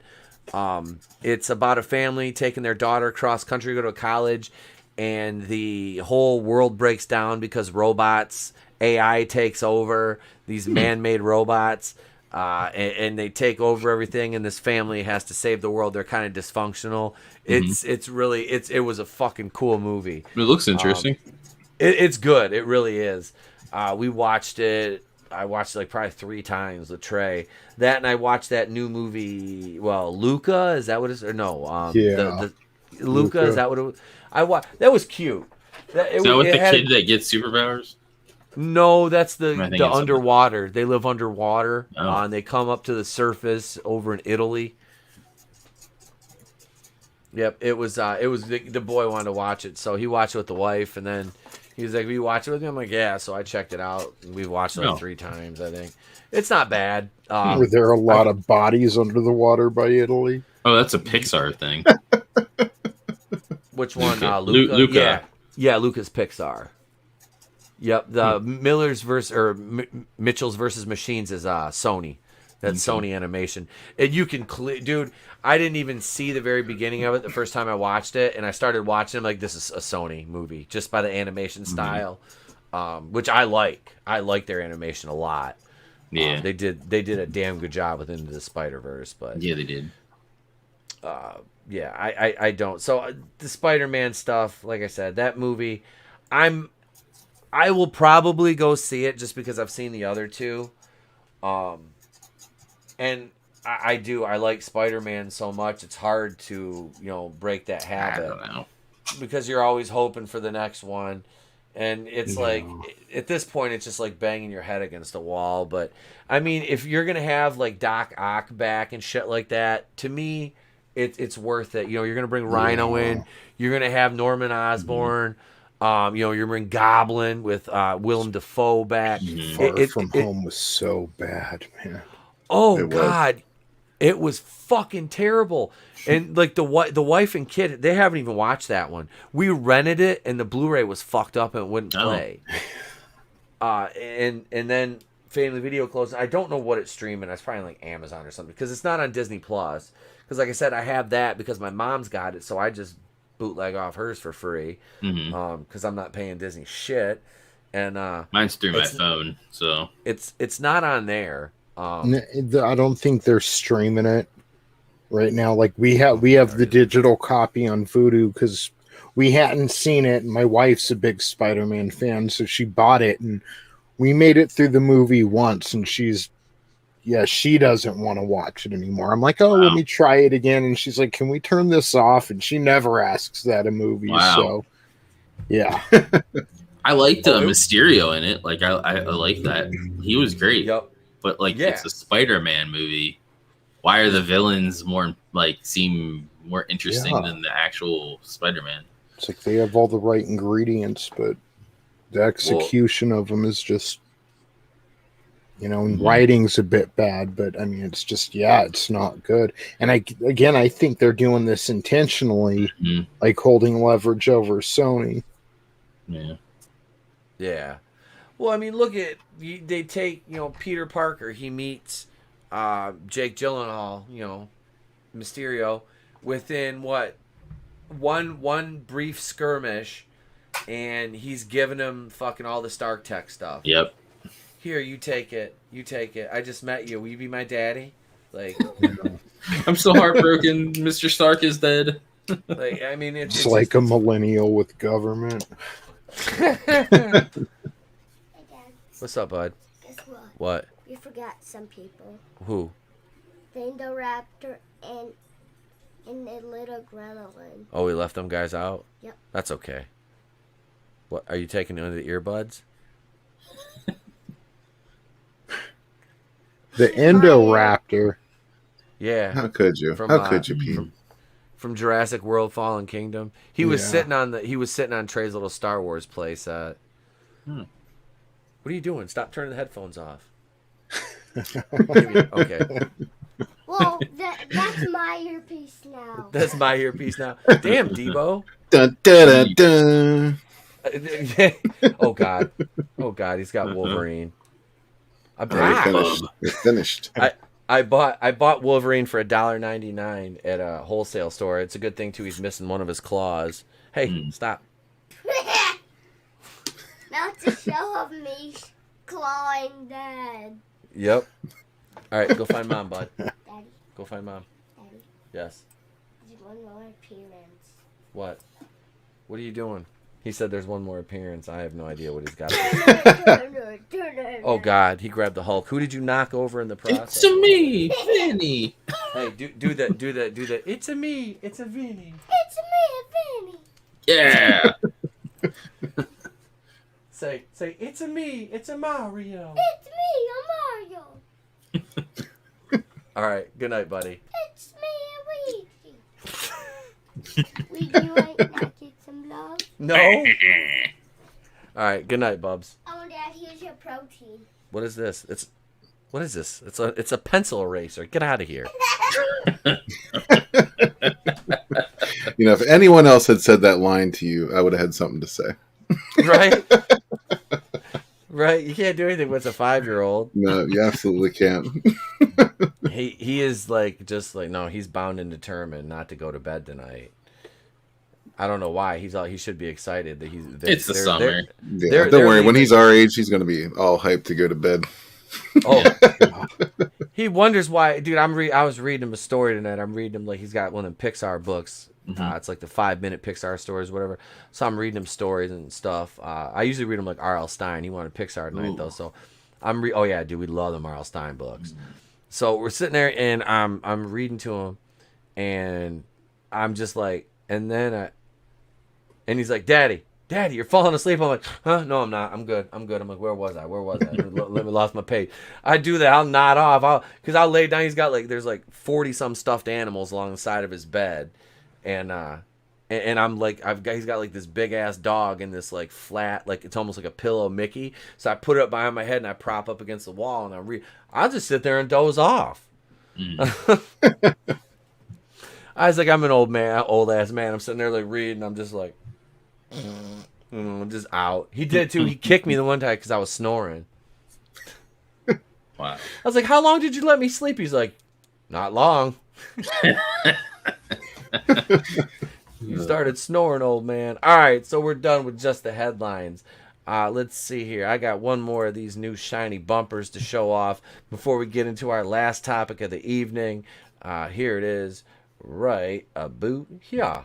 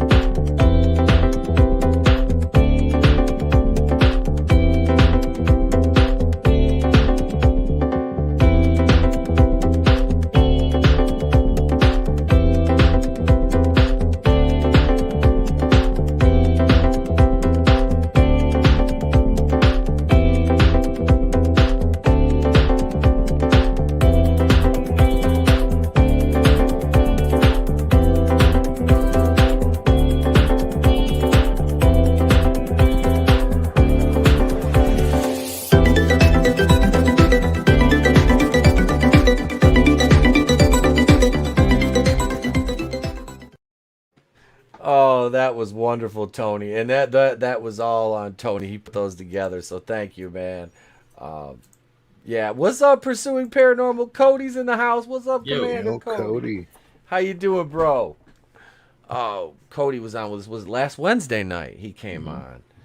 He was on last Wednesday with us, so we'll get you back on again soon. Like I said, this Wednesday we got Phoenix Animation, the Comicscape Metalsmith, and Dean James, Comics Mate, coming on Wednesday night with Tony and myself for Going Rogue this week. Those two, we had fun last time they were on, so I was talking to him the other day. I just talked to Dean earlier, and yeah, so they're all down for Wednesday, so that'll be Wednesday night. And then this week you're getting a morning show on Thursday with myself and Coach Loudy, and Friday I'll be joined by Coach Loudy, and we're going to do about 45 minutes to an hour on Thursday and Friday. Because I probably will not be releasing many videos this week.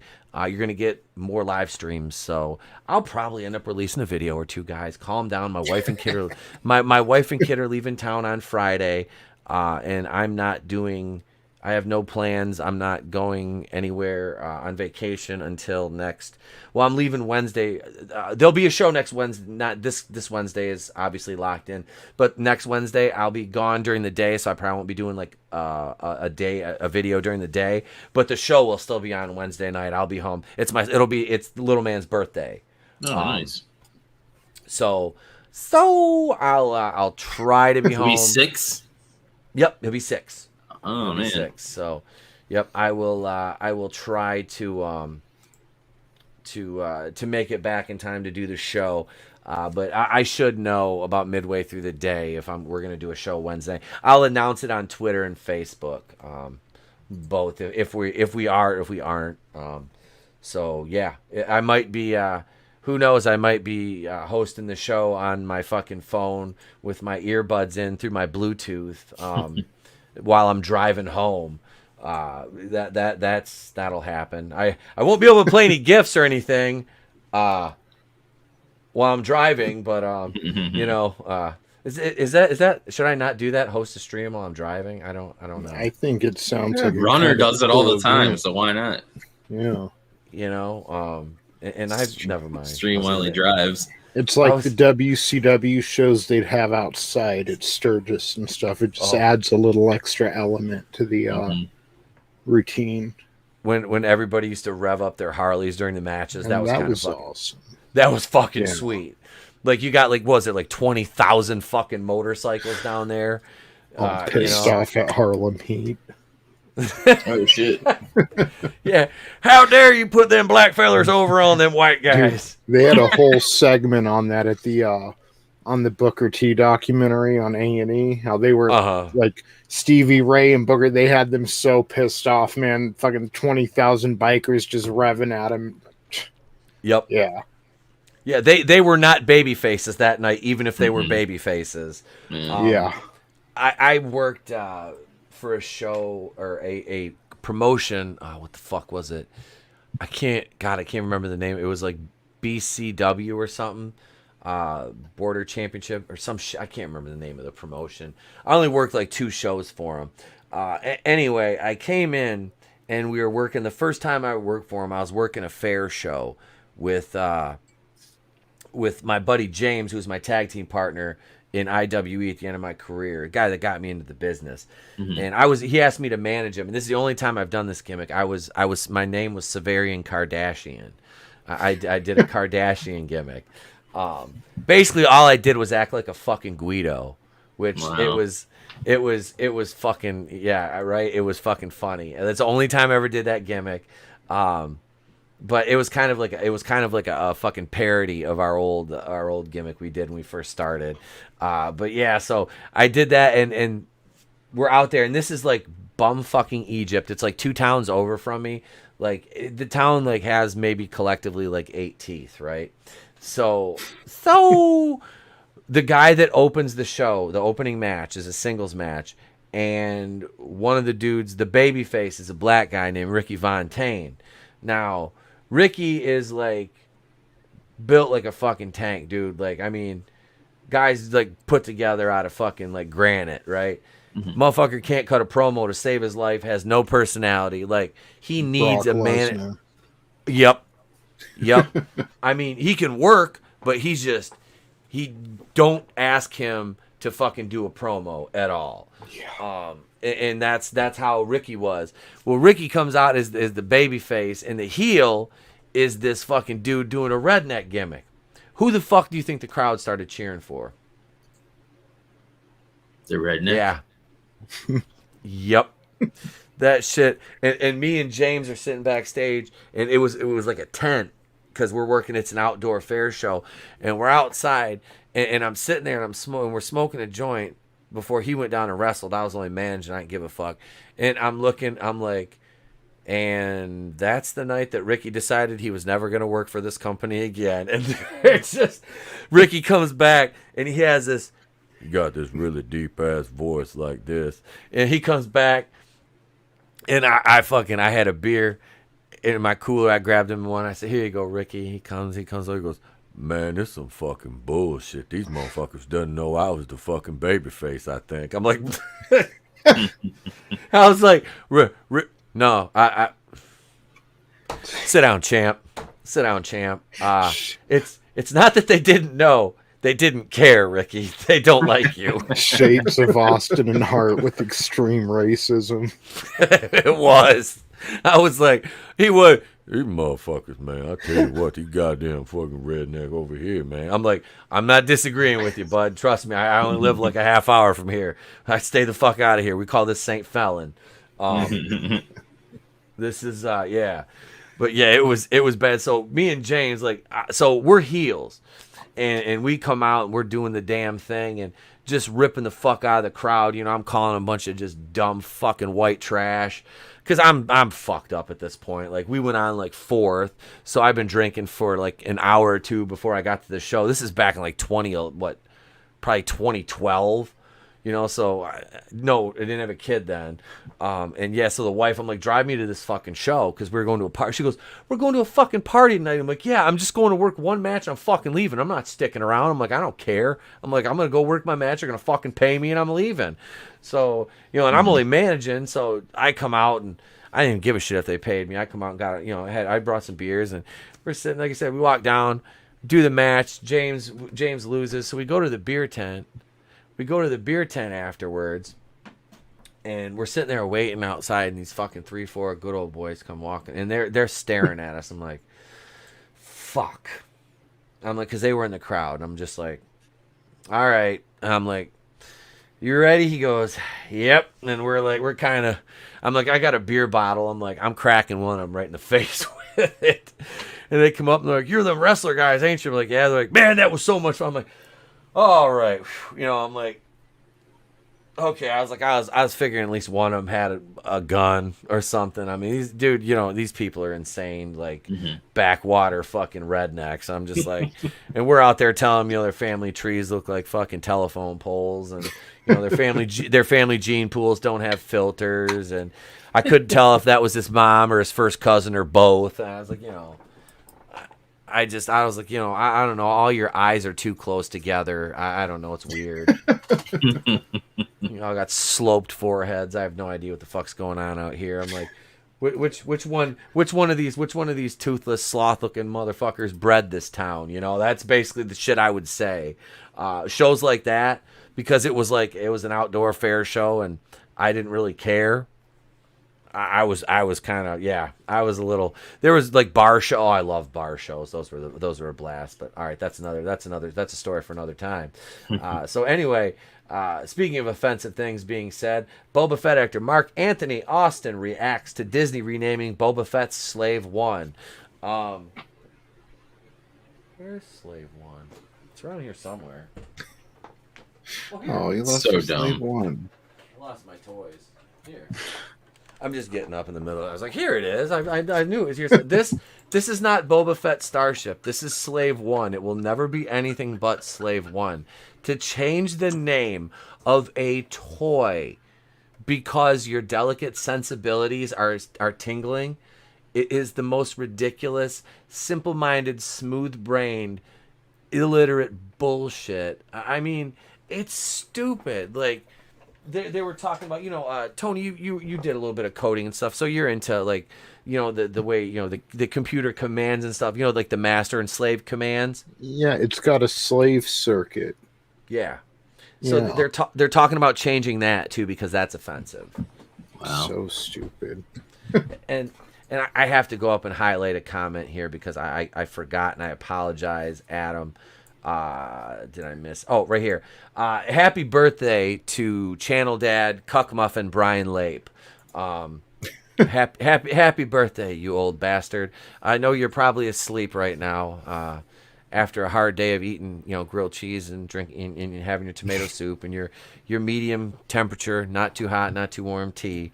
But no, happy birthday, Lape. It was funny. He commented on a post on Facebook the other day because a superfan posted one of my video links in the chat in the men's room group on Facebook, and Lape's like, I miss talking to Pete, so I responded. I'm like, I'm right here, and then he never said anything, and I'm just like, fuck, bro.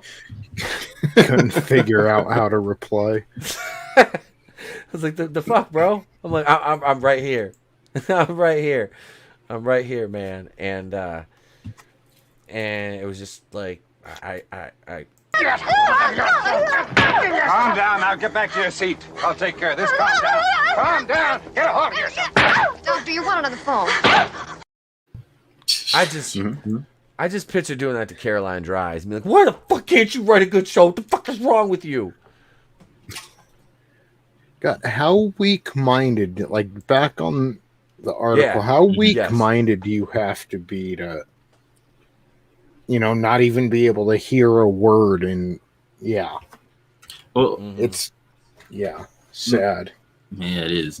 My thing is, what are they calling it now? Boba Fett ship instead. Boba Fett Starship. Like the Washington football team. That's what they're calling it. Why don't they just call it by its actual the Fire Spray 31? Because that's what it is. Like, because they don't know. Because they don't know that. Stupid. Like, it's so dumb. Like, if they're so worried about the name, just name it what it actually is, not the name that Boba Fett or Django gave it. Like, well, Angela, somebody might have sprayed fire on a person of color once, so that's offensive as well. Well, we just can't have nice things. Like, he's a bounty hunter, but his, the name of his ship has to be politically correct. It has to be socially aware. Can we just get the EU Boba Fett back? He's a bounty hunter. Well, can't he be a nice bounty hunter? Wait, what? No, this motherfucker ain't dog shooting everybody with bear mace. He's a good guy now, didn't you know? He's a good guy now. Oh god, there can be no villains, only anti-heroes. Yeah, he's a good guy. Every villain needs to be redeemable. No, they don't. Sometimes people are just fucking bad. Okay, the 80s. That's one thing the 80s did right.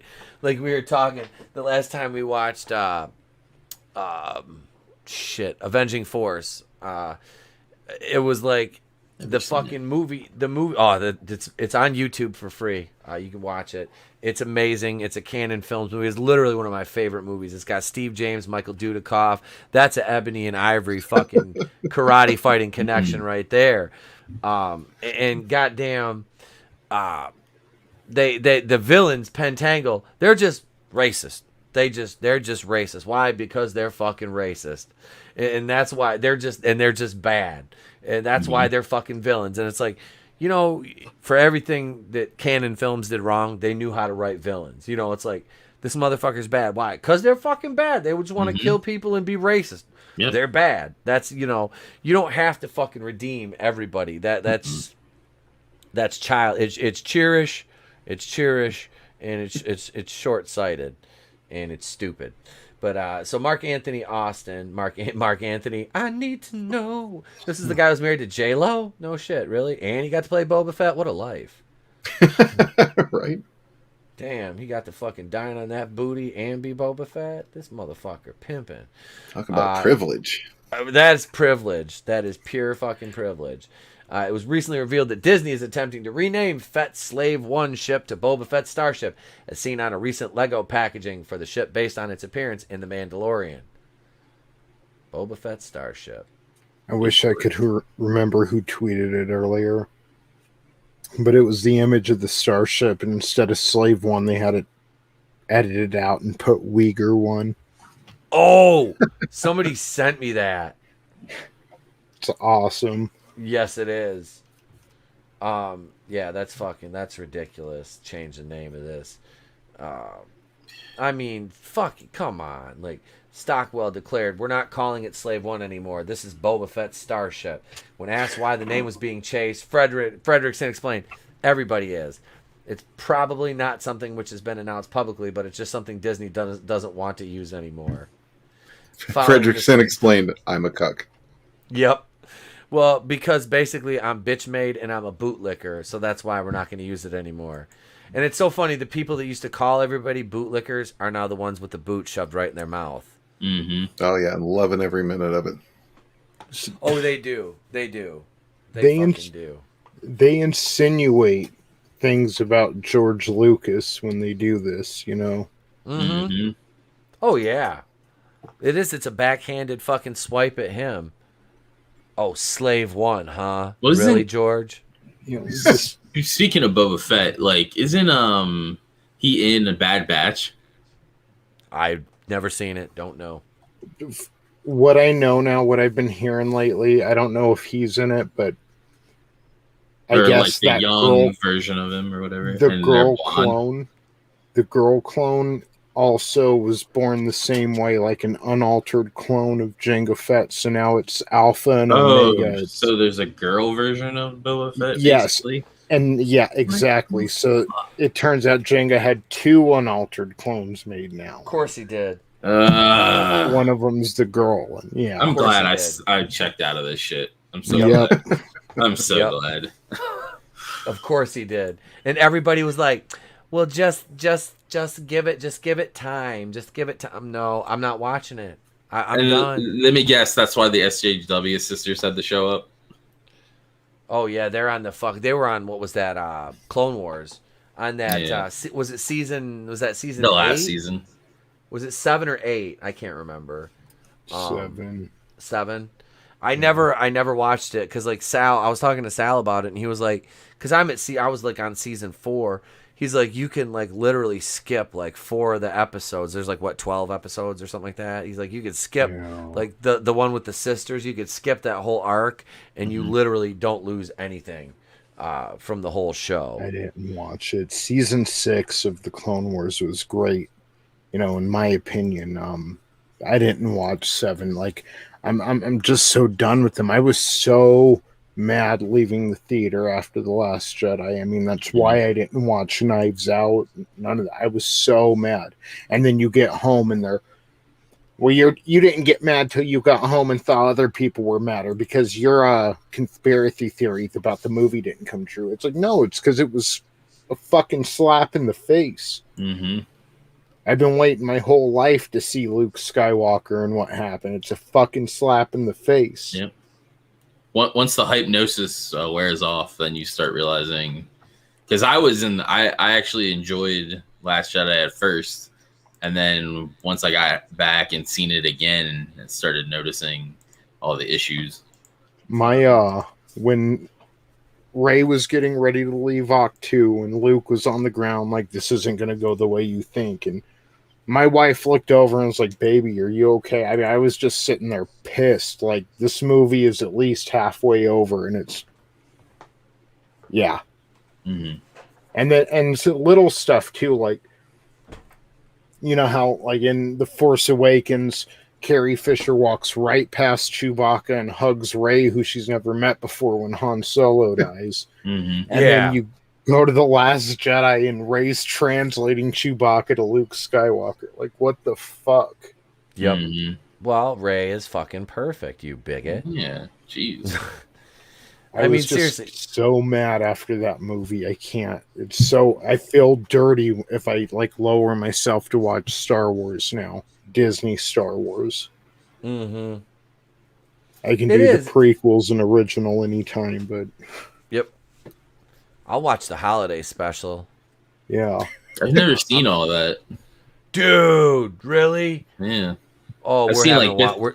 I've seen like clips and bits and pieces of it, but I haven't seen all of it. We're doing a watch party. Hell yeah. That was the first time that we ever saw. Was it the holiday special? Was Boba Fett's like first appearance or some shit? We Because could do he was Christmas in July, bro. Yep, he was flying on the Mythosaur. Yeah. In that. Yeah, and he had the gun that Mando has or whatever. The long gun, the rifle. Yeah, the long gun. Yeah. They make a Nerf one of those. I fucking want it. Nice. It's dude. I feel bad. I'm like, because I buy, but it's fucking sweet. Like for a Nerf rifle, that thing's sweet. Don't feel bad about Nerf because I got the Deadpool. Hell yeah. Nerf rival pistols. Nice. And they came in a dual pack from GameStop. Nice. Yeah, they're awesome. Trey just got a Nerf it's air powered battery operated Nerf Gatling gun, and it's awesome. belt fed. He's got Han Solo's blaster, and then one of the kids from his class, one of his little girlfriend's parents, they went and took their daughter shopping to get him a birthday present. They got him another Nerf gun, so he and I are about to have some fucking wars. And these don't use the darts. The rival ones use the balls. Yeah, and they are so much better, and they actually hurt to some degree if you hit somebody with them. Yeah, I'm waiting until I'm not going to get shot in the eyes with those. Because they have, for the rival stuff, they have, I got to switch my headphones. I'm just going to keep talking here for a minute.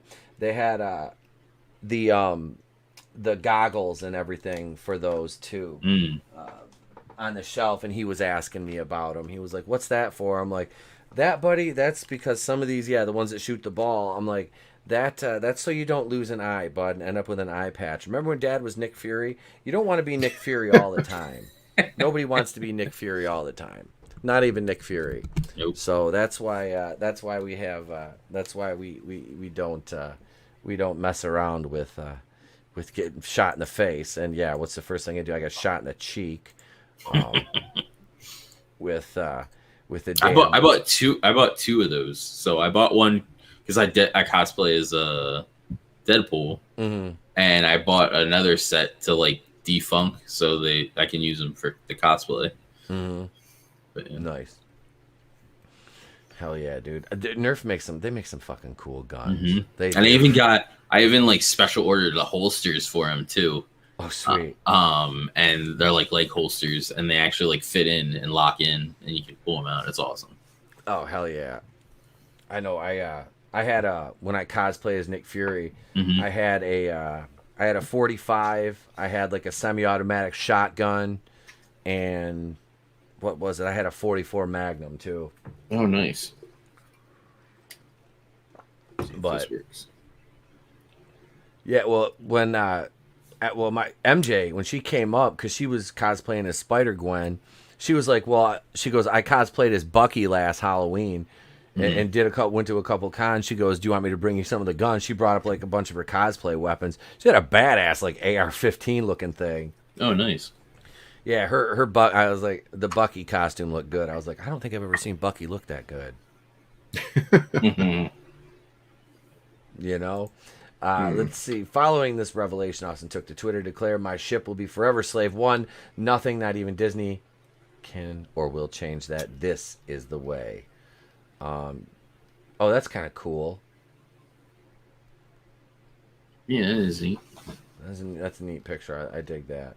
I'd like to get a framed one of that. Because like right in front of me here, I've got the original trilogy posters all framed. In like a big frame, and I've got like the little. You remember the little Star Wars books that used to come with the toys, the Kenner toys?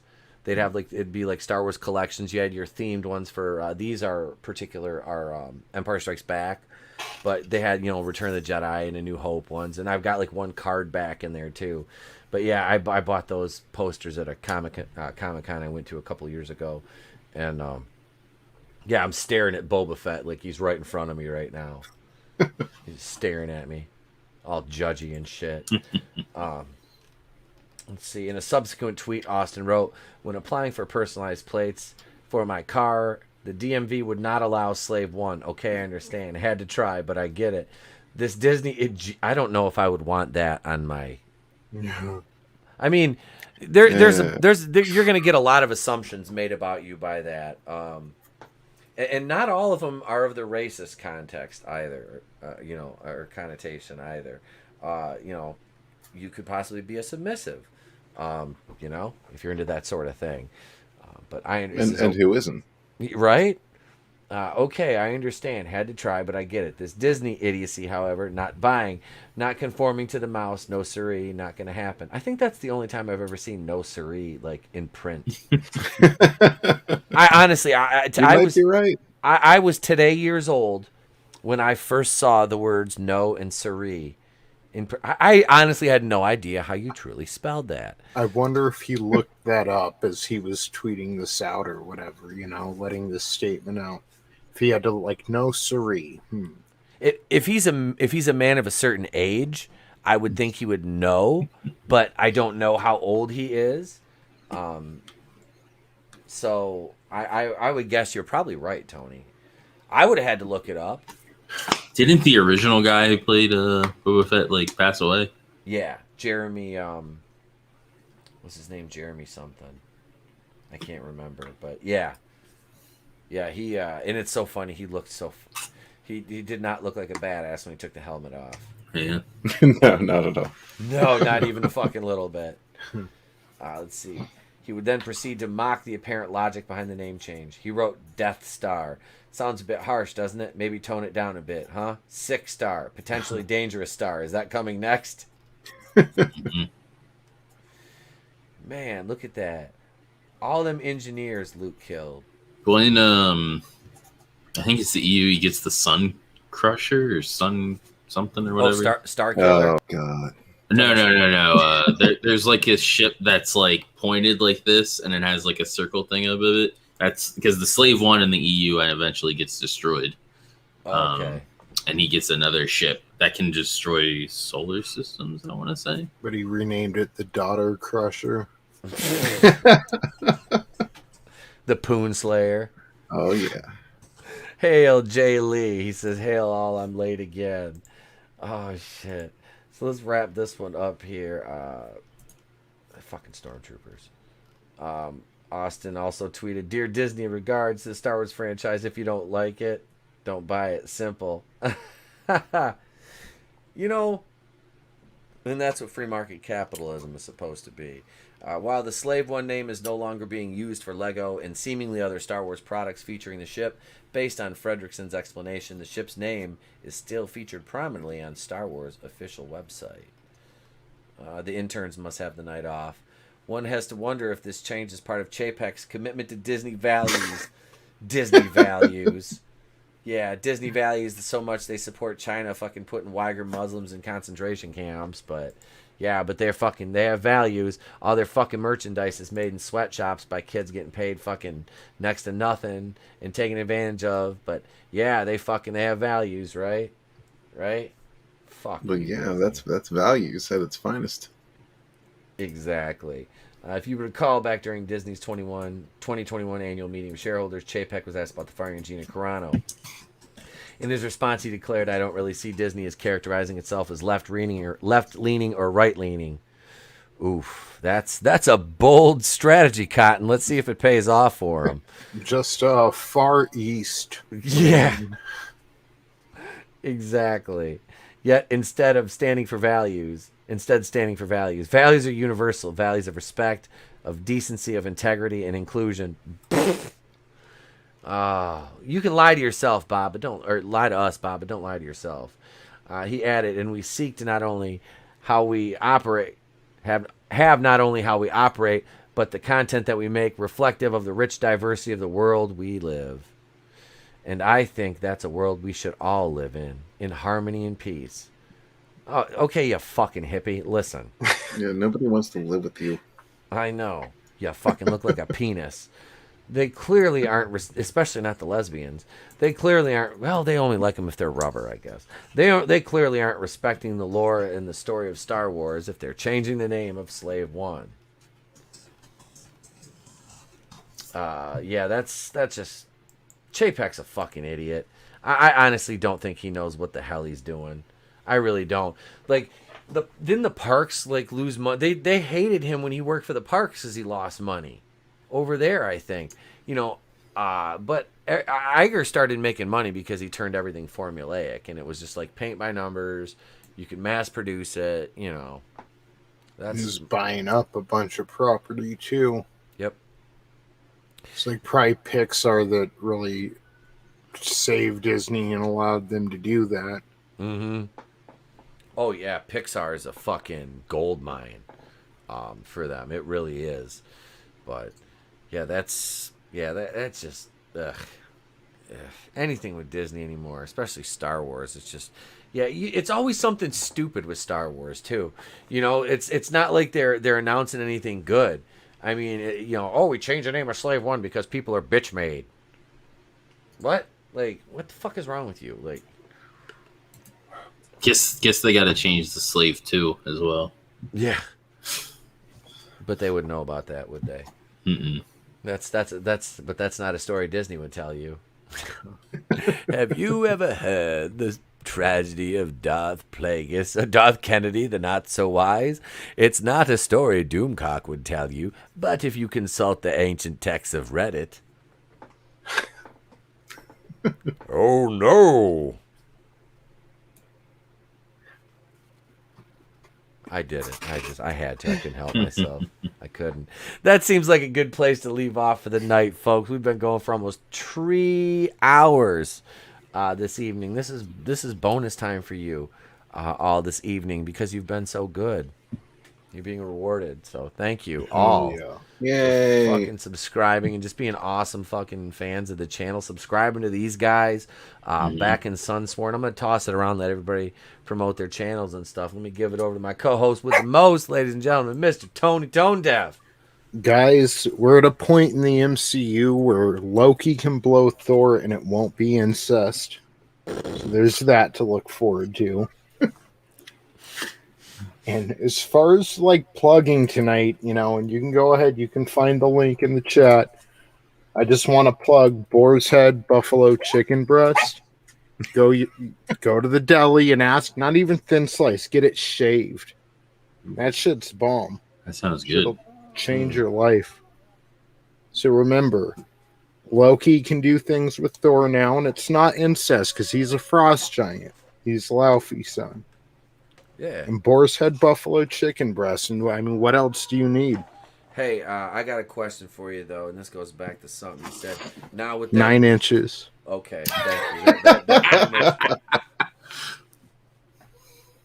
That's a dick move. I think I'm asking you, do you use the sweet and sour sauce on the Boar's Head chicken? It's like it almost tastes like chicken wings, So I had, I don't want to, I'll put some hot sauce on it maybe and some pepper jack cheese or something, but I don't want to throw off the balance with. That sounds really good. Mm-hmm. Goddamn. Slightly toasted. Yeah, maybe a little avocado since I'm on the West Coast. Support my local cartel. Holy shit. So you're talking about Loki blowing Thor in the MCU. So coming from one of the many members of the alphabet community in the MCU group on Facebook, Valkyrie, I just got a notification for this. So this guy posts a picture of Loki and Valkyrie. Valkyrie, the new king of Asgard, is looking for a queen in Thor Love and Thunder. What if Loki secretly shapeshifts into a woman to seduce her, become a queen, and rule Asgard? I think that sounds like a lot of self-insertion. Goddamn. That's all we get these days. And then it happens. Yeah. Oh, God. I'm sorry, Tony. I didn't mean to interrupt you for that fucking nonsense. Oh, no. I mean, that's it. Just I'm done for now. I don't know if I should keep talking. I'm already, talking Odin's sons hooking up. Maybe I should cut the mic for the night. Thank you, brother. Next is the assistant regional manager, Red Gaze. Oh, what's up? What's up? Yeah, everything Tony said. I love Boar's Head. It's delicious. Yeah, if you haven't had yourself a nice brisket lately, you should go get some. Treat yourself, because it's also very delicious when it's done correctly. But yeah, check out Sunsworn. It's still in demand right now on Indiegogo. We're only one backer away from 200. Lots of cool things coming down the pike. Thank you all for being here. You guys are awesome. Sorry I'm an old man and I was late, but it'll probably happen again. So don't forget to tip your waitresses. Tip your waitresses. Thanks, brother. And last but not least, ladies and gentlemen, Mr. AngelousDraven. Yo, I'm AngelousDraven, one half of the Fallen Angels. I do gaming over on my channel. I got a couple unboxings that I'm gonna do for the Power Rangers Ninja Megazord, and I got the Gold Ranger Power Staff that I'm gonna do an unboxing of on over there, probably tomorrow at some point. So check me out. Hell yeah! Thank you for coming on, bro. I appreciate it, man. And I got the red gaze. Oh yeah. Yeah, no wonder I've been checking you out all night. Oh yeah. Draven's part of the fucking gays agenda now. Mm-hmm. The gays are taking over. For your birthday thing, I wanted to do a I support the gays agenda, and then wink at the camera with the eye, but I didn't. That's okay. I know you were feeling it in your heart. Mm-hmm. And in your pants. Yeah, I was gonna say in probably his pants, but that's Goddamn. all right. That's all right. That's all right. So, yeah, tomorrow I might do a video. I might not. I didn't get to work out today, so I'm definitely gonna do that tomorrow. I was all pissed off today because Batwoman took me too fucking long. But I suffer for my art and for you guys, and I thank you all for watching those videos and subscribing to the channel, joining in on the live streams, commenting in the chat. And subscribing to my co-host, my panelists, man. Thank you all. You guys, seriously, you guys fucking rock, man. The chat is always great here. We had 21 people here earlier, and that's fucking cool as hell, man. That says that we're doing things right here, not me, we, because this is a team, and we're communists anyway. So, comrade, it's our show, not my show. Ha ha! I fooled you all. Now go to Gulag until Wednesday. No, but thank you all. Seriously, I do appreciate it. No, we'll have. I'll probably put out a video or two this week, and you'll get your Wednesday night going rogue entertainment show right here. Hail, enter the unfamiliar. What's up, bro? Hail. Man, my twin, man. Welcome, brother. That's somebody I want to get back on. I want to go go on his paranormal show and talk, because I grew up in a freaking haunted house, and nice. there's people buried in the yard, and 6 people have died in the house. So wow. Yeah. I'll like I said, I kind of told him about that. So next time you have a ghost, theme, that kind of afterlife kind of bring me on. I have some stories about that. So, but cheap plug for myself and for Enter the Unfamiliar and Flipped Out's awesome show on Sunday night. Enter the final Unfamiliar Nether regions. Love you, bro. Love you, man. But yeah, so seriously, check and check us out tomorrow night. I'll be over on Supreme Heretics channel. Drew, I love him, even though he slept through the show last week. He had another one. He had a boomer moment. He slept all the way through the show. But I said I was gonna bust his balls about it. It's all good. I've done it. I've done it myself. I've fallen asleep on a stream. I've passed out drunk on a stream before. Luckily, I turned my camera off. It was two movies, a double watch party back to back. So that was rough. But anyway, I digress. Wednesday, you'll get probably a video. You'll get the Rogue Entertainment show right here, going rogue with Phoenix Animation and Comics Mate Dean James. Thursday morning at probably 9 Eastern, you'll get the morning show until about 10 with myself and Coach Loudy. Friday, you'll also get another morning show from 9 until 10. And then Thursday evening, I will be on Orville Nation at 5:30, talking about episode 10 of season 1 of the Orville. So yeah, that's what I've got planned, and I will get Galaxy High episode 7 out. I am so sorry. It's been a month since I've released one of those. But I'd rather release a Batwoman video and slam my head into a wall and get 300 views than And that's the thing. Like, I love doing those cartoon reviews, though. Like, especially Galaxy High. I fucking love that show. And this episode is so much fun. Like, literally, I'm renaming the episode. It's called like Dollars and Cents or some shit. I'm calling it A Tale of Two Simps because that's what it is. So be ready. Be ready for a lot of my PewDiePie gif, which I don't have on here. It's not on this board, but So that's it, ladies and gentlemen. That's the show. Thank everybody in the chat. Let me go through. Superfan Adam Shawhan, Enter the Unfamiliar, Keely Chow, Nano Reaper, Glinzer was here. Let's see. Nano Reaper, I got to get that video out. The Prodigal Son video will be out. Manliness and Motivation, Brutal Morning Wood, that ship formerly known as Slave One, hail to you. Jay Lee, thank you all, everybody. Stephen Walton was here earlier. Thank you guys. Admiral Tiberius was here. Yeah, Tim's Talk. I got a DMU. Runner was here. We still do not grant you the rank of Lord. Exactly. We will grant you a seat on this council, but we will not grant you the rank of Lord, sir. But yeah, that's it, guys. I'm Etepo Kuin of the Place to Be Reviews. I've been here with all of yous. If I don't see you, have a great day, a pleasant tomorrow. I'll catch you on the next one. And remember, it's better to burn out than fade away. Star-Lord, you toxic white male son of a bitch. Show him something. Boom!